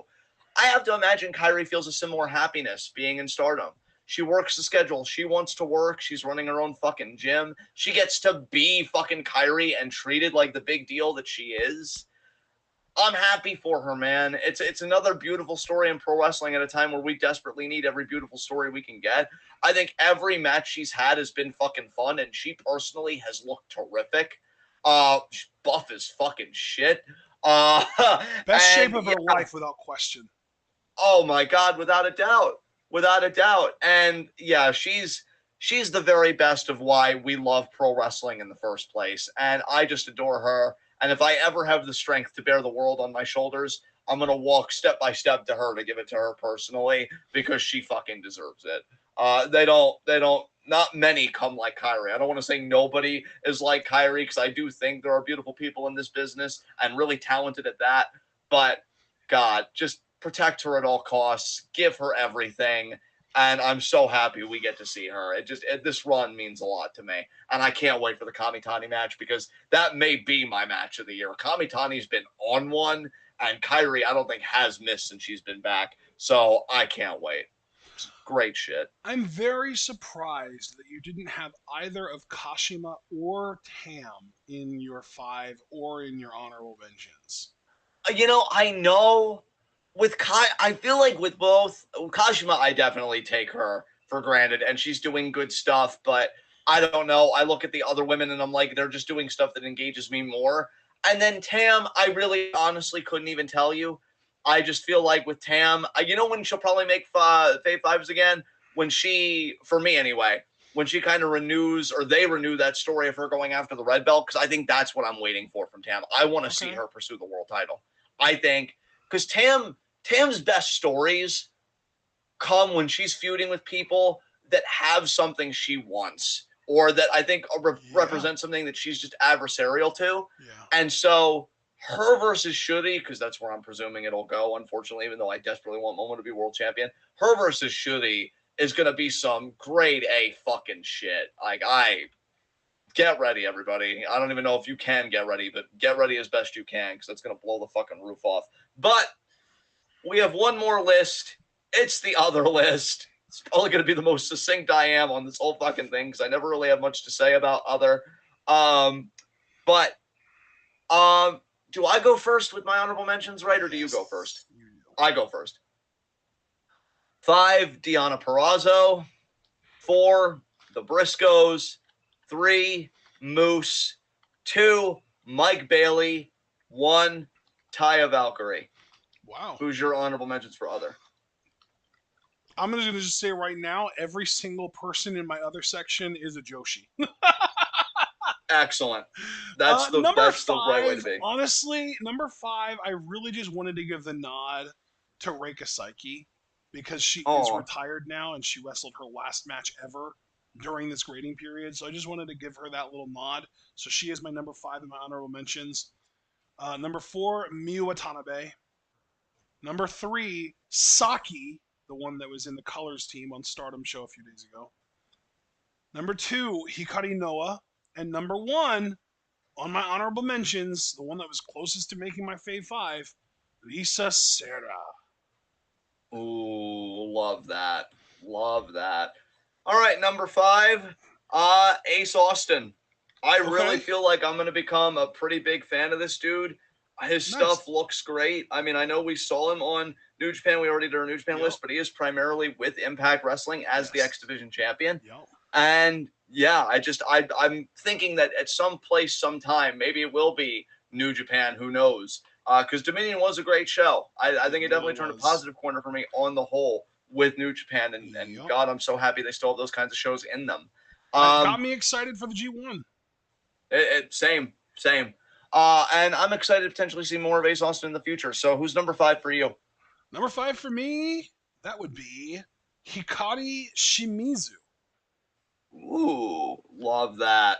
Because, I definitely became a fan of hers, too. Yeah. For sure. I really enjoyed her work in the 3-on-3 tag match between Colors and Cosmic Angels that we just got to see. I feel like she definitely stood out the most on that team. Obviously, I thought that Saki stood out the second most because she was in my honorable mentions. But Shimizu, I feel like, did a lot of really cool stuff. She did a lot of fun high flying stuff. Her selling was far and away the best on her team from what I saw. And she just really impressed me with her toughness, too. I just thought she was really, really good. Yeah, absolutely. Number 4 for me, Jordan Grace. She's awesome. Fucking awesome. Yeah. Like, what a fucking powerhouse. I saw a match she did with Chelsea Green on Impact, and man, her offense is just so believable. How this woman isn't a 20-time women's champion just from like a believability standpoint is kind of astounding to me. But yeah, apparently she's going to be in a Queen of the Mountain match, and I hope she kills it. And I hope she has a standout performance there. I think she's. I think there was a I don't know time. if it needs to be her, but I hope someone kills that concept. Jesus Christ. Yeah. I feel like there was a moment in time where she had a lot of hype around her and a lot of talk as like one of the best women's wrestlers going. I don't know if some of that has faded, but she should still be in the conversation for one of the best women's You know what, acts dude? I working right think now. people are uncomfortable talking about her because she, like, I don't want to say clearly, but like, most people believe that she's been on steroids for a while now because, like, her voice has dropped like 5 or 6 octaves over the last few years. And to the point that, Uh like, yeah, like, I think people are just like uncomfortable talking about her. But as far as in the ring goes, she's fucking incredible. she is, and that's where I'm keeping it, man. Is just in the ring. I think she's a great talent. And yeah, so who's next on your list? Four on my list. Number 4, Maki Ito. Excellent. Excellent. Yeah, she's been doing some TJPW stuff. As you know, she is their international princess champion, and she is fucking awesome. She also had an AEW match in this grading period, unfortunately losing to Britt Baker, but I thought that she had a really nice performance in that match in a losing effort. And you already know when I get a lot of exposure to Maki Ito in a grading period, she always ranks highly for me because I fucking love her personality wise, character wise, even as far as in the ring goes. She is a cut above the rest in TJPW, and in my opinion, too good for that promotion. Absolutely. I will definitely, And get definitely used agree to with you on hearing me that say point. that because I'm saying it at least 1 or 2 more times going on the rest of this match or the rest of this Oh, excellent. list. Way to foreshadow, friend. Proud of you. Yeah.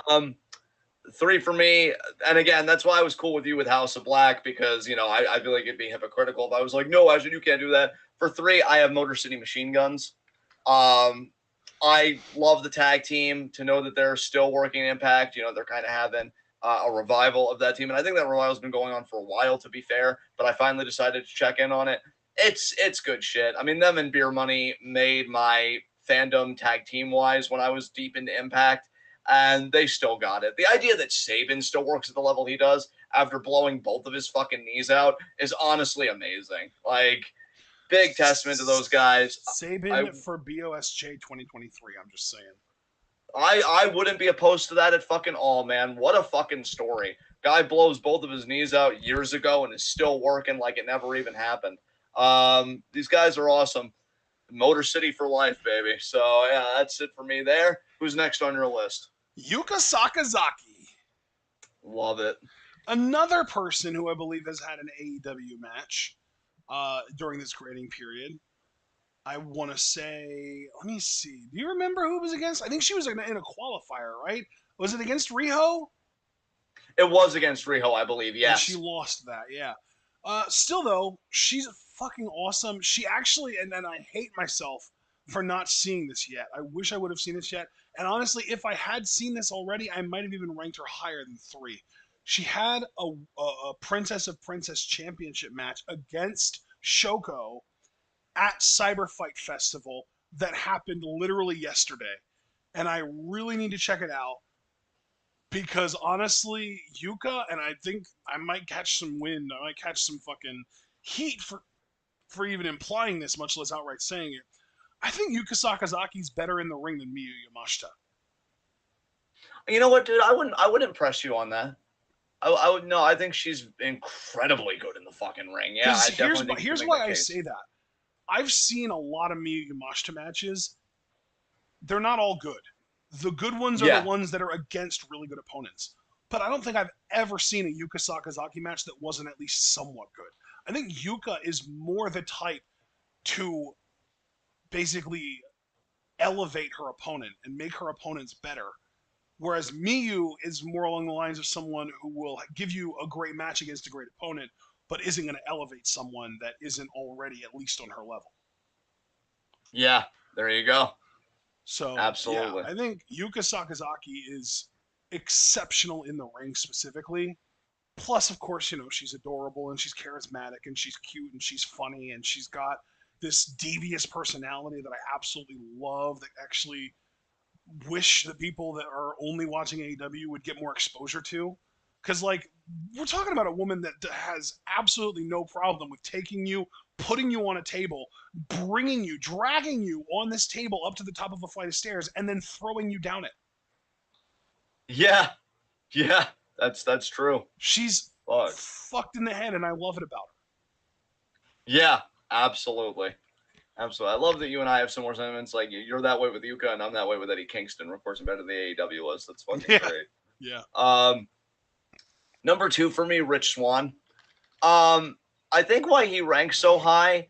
I watched a match for the digital like media championship that Impact is doing, and Rich Swann is that champion, and he defended it against I think it was Matthew Reinhold, aka Aiden English. Oh God, Ray Wolt. It's Matthew Ray Wolt. Ray Wolt. Okay, Ray Wolt, and he did a Phoenix splash with a finish, and it looked fucking amazing. Yeah. And Swann is still an incredible worker, and I think his charisma is off the charts. I think he's really good. In fact, I think he is a former Impact World Champion, if I'm not mistaken. And that makes all the sense in the world to me because he just has that charm and that magnetism and the in-ring work to match. He made me care about, again, pretty much a social media fucking title.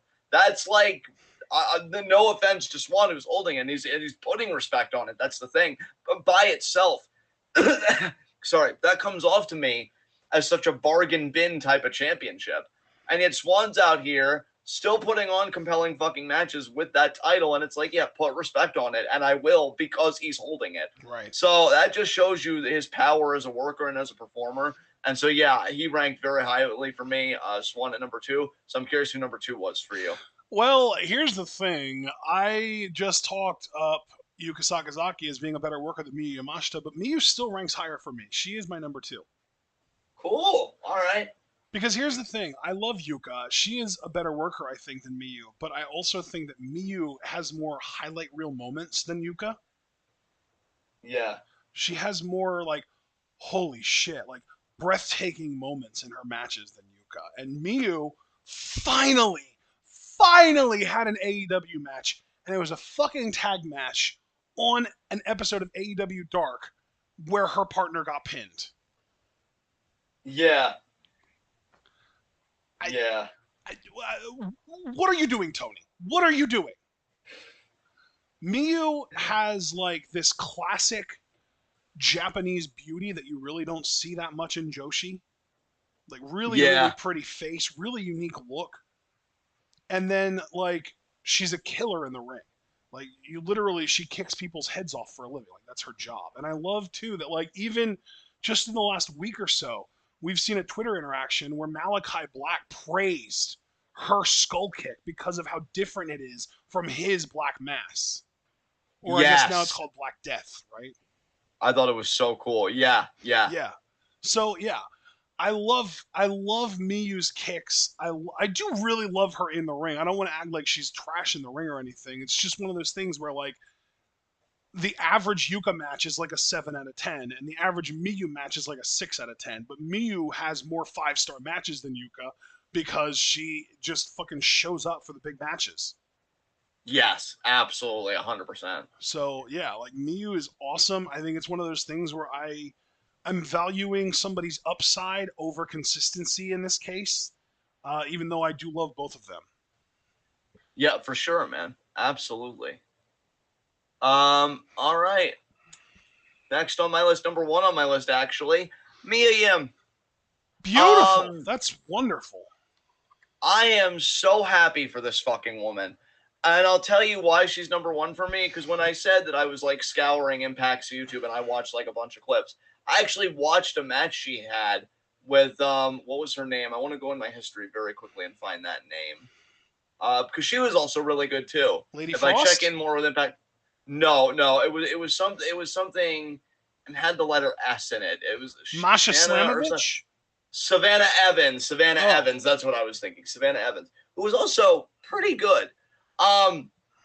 Mia, though, it's been so long since I've seen her wrestle. I forgot how good she is at wrestling. And that's really a crying shame, actually. Yeah, man. Because she's basically been getting hidden by WWE for the last like year or two. Yeah, she's been hidden by WWE for the last year or two. I don't think we ever got that like big match between her and Asuka, which I would have fucking loved. Yeah. And I feel like, and this is more of a commentary on like the wrestling community and stuff, I feel like so many people just kind of regarded her as Keith Lee's girlfriend, now fiance, and they were more focused on Keith than on her. And I feel like that's really a disservice to her and her talent. Like, before she's Keith Lee's anything, she's her own person and her own performer, and she's a damn good one.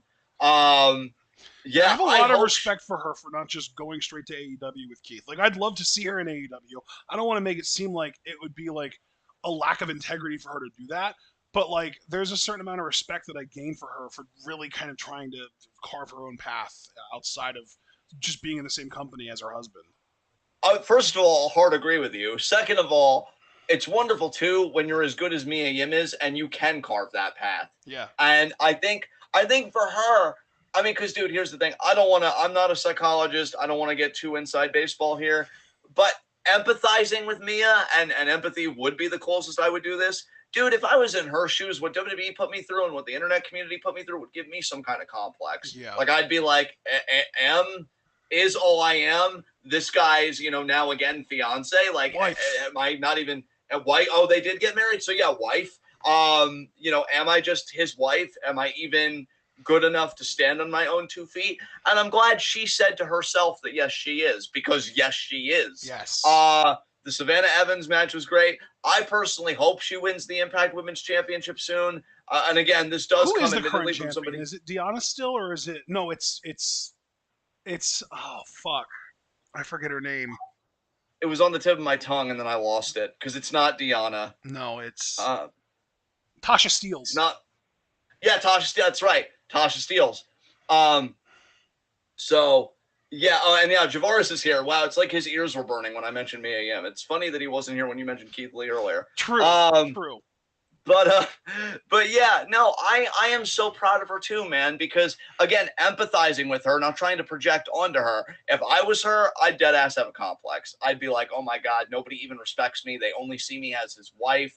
Like, what about me? What about the wrestler I am? And I feel like her going to Impact, she's able to make that separation. She's able to remind people, I'm a damn good fucking wrestler. And, you know what, too? I've heard that she does only have like a 6-month deal with them. I really hope that after that's up, she does join the AEW roster. I do as well. And you know what, though? I do hope, in a way, that they keep them separated, him and Mia, because here's the thing. Yeah. I mean, or if she wants to be really adventurous, do that Stardom run that we've been hoping for. Dude, please. Because watching her against Savannah Evans, I'm like, oh my God, if I already wanted, just in the abstract, you versus Mayu, Tam, Kamitani, all these people, now seeing you again and seeing you haven't missed a fucking beat. And for context, for people who don't know, Savannah Evans is not a very good wrestler. I mean, she's not a complete shitter from what I've seen, but she is mid at best. Like, she is nothing special in the ring at all. So the fact that and I feel like Mia gave her a genuinely good match. Exactly. Yeah. The fact that you're praising Mia to the degree that you are against someone that's not even that good, that just goes to show how fucking great Mia is.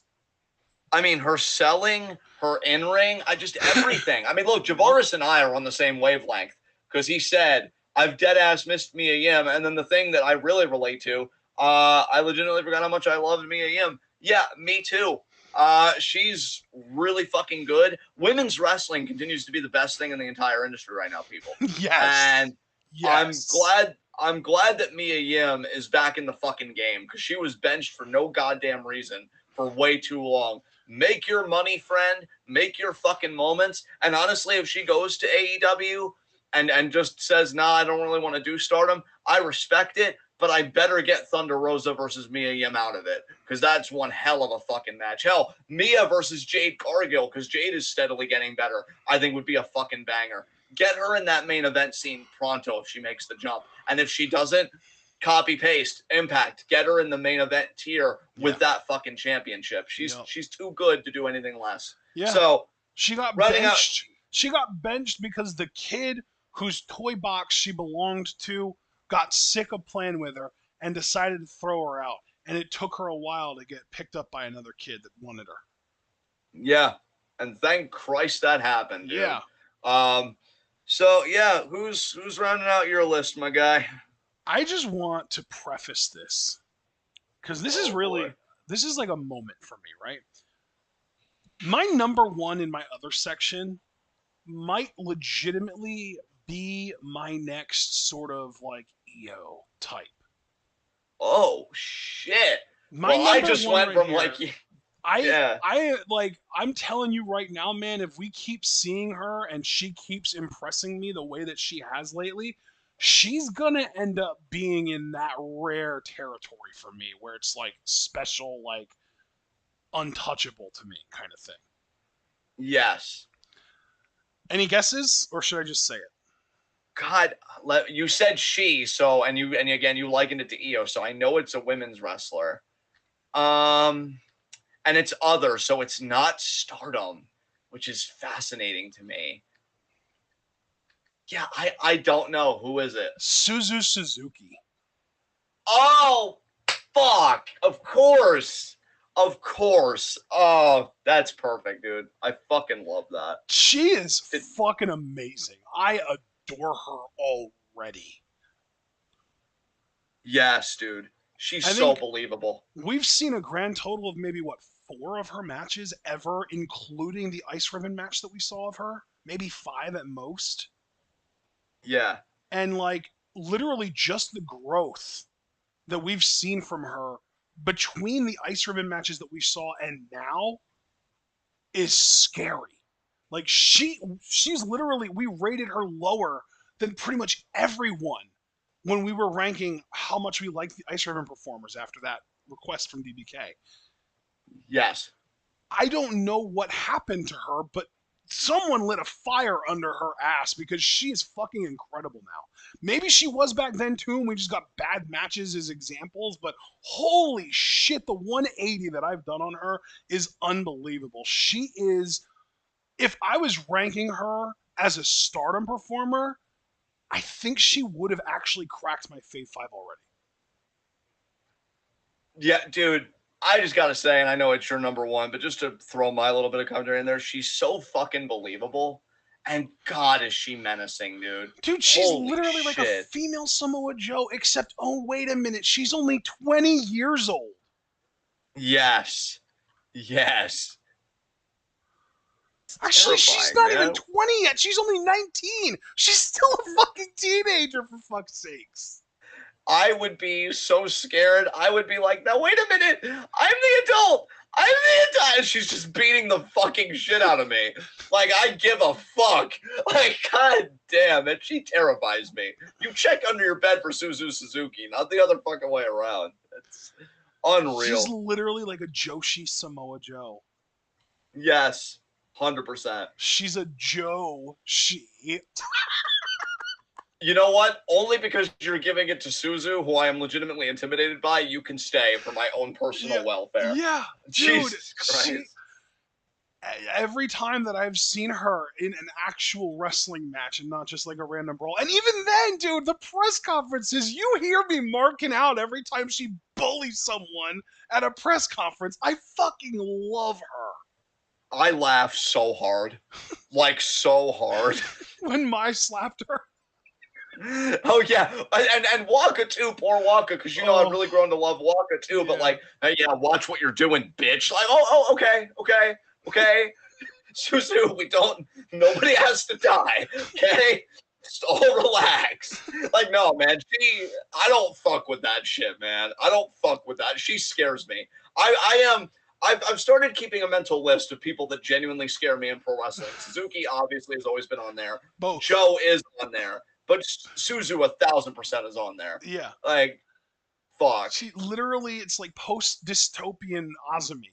You know what I mean? Yes. Because, like, dude, that's the crazy thing is, like, a lot of the, like, expressions and stuff that she made, like, facially in general, she kind of fucking does remind me of Azumi.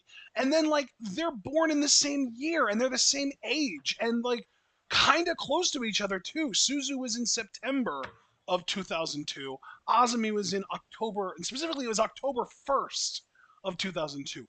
They're eerily similar to each other, but Suzu is like, nah, miss me with that technical yuppie shit. I'ma fuck people up with my fists.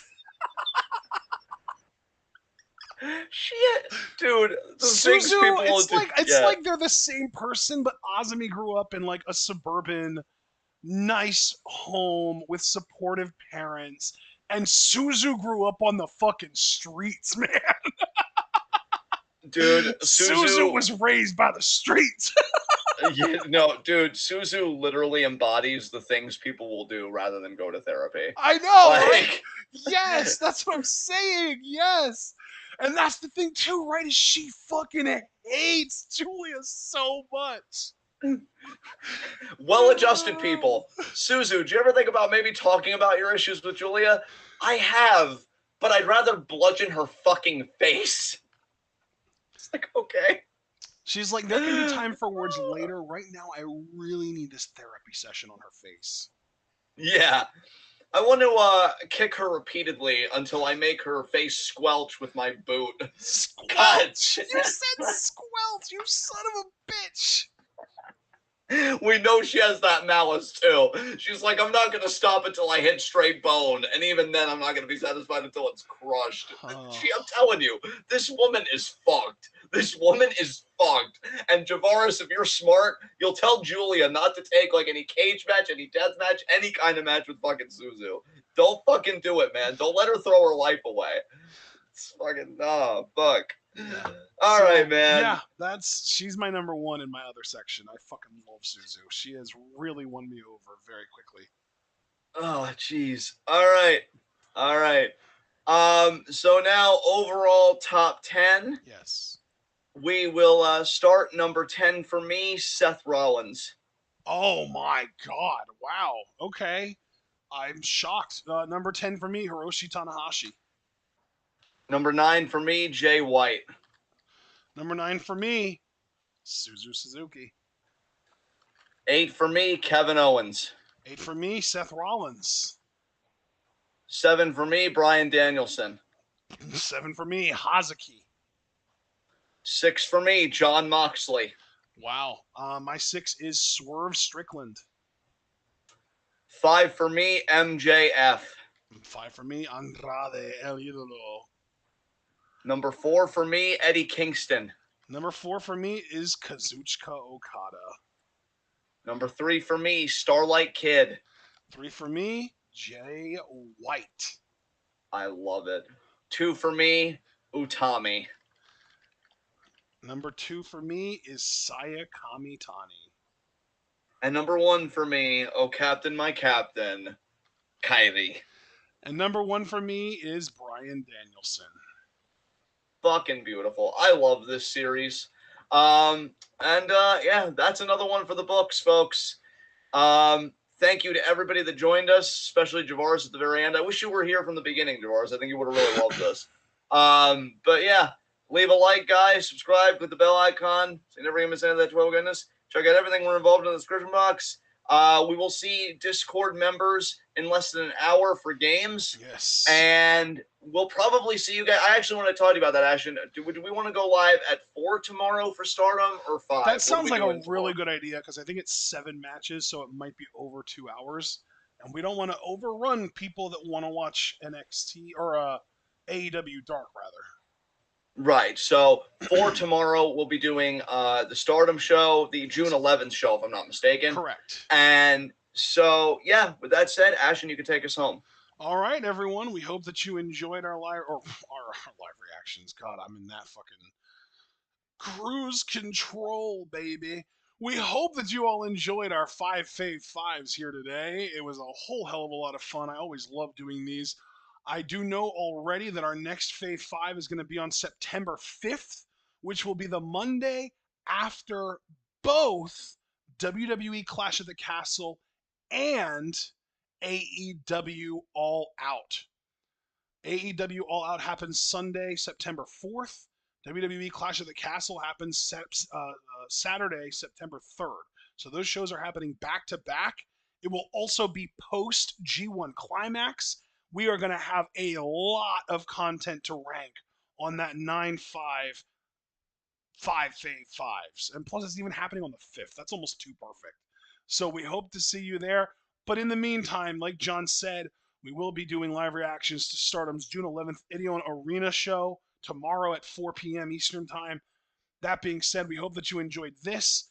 If you did, remember to like the video, subscribe to the channel, click the bell icon, follow us on Twitter and on Twitch. And if you'd like to support us, you can also subscribe on Twitch, buy our merch on Spring, donate to our Patreon, and share this channel and this video with all your wrestling fan friends and let them in on the best kept secret in the YouTube and Twitch wrestling communities.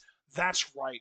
We are TWitWoW, and we are the workhorses of the Y and TWCs, and we will be seeing you all again tomorrow for our Stardom live reactions. If you're not here for Stardom, A, I think that you're making a mistake, and you should be. But B, we will see you Wednesday night for our AEW Dynamite live reactions. Thursday, we have a request for reacting to the first 4 episodes of Deadlock Pro Wrestling. Then Friday, we have a doubleheader. We have Stardom's Osaka show, or it's another Ideon Arena show from June 12th to live react to. And I'll tell you right now, if that goes up on Wednesday, we'll do it Wednesday. Otherwise, we'll do it Friday because we do have the request on Thursday. But then Friday night, we of course are going to have Rampage live reactions as well. And then next Monday, we have another Stardom reaction planned. We hope you're looking forward to all of that. And most importantly, we hope that you're all able to remember to stay tuned.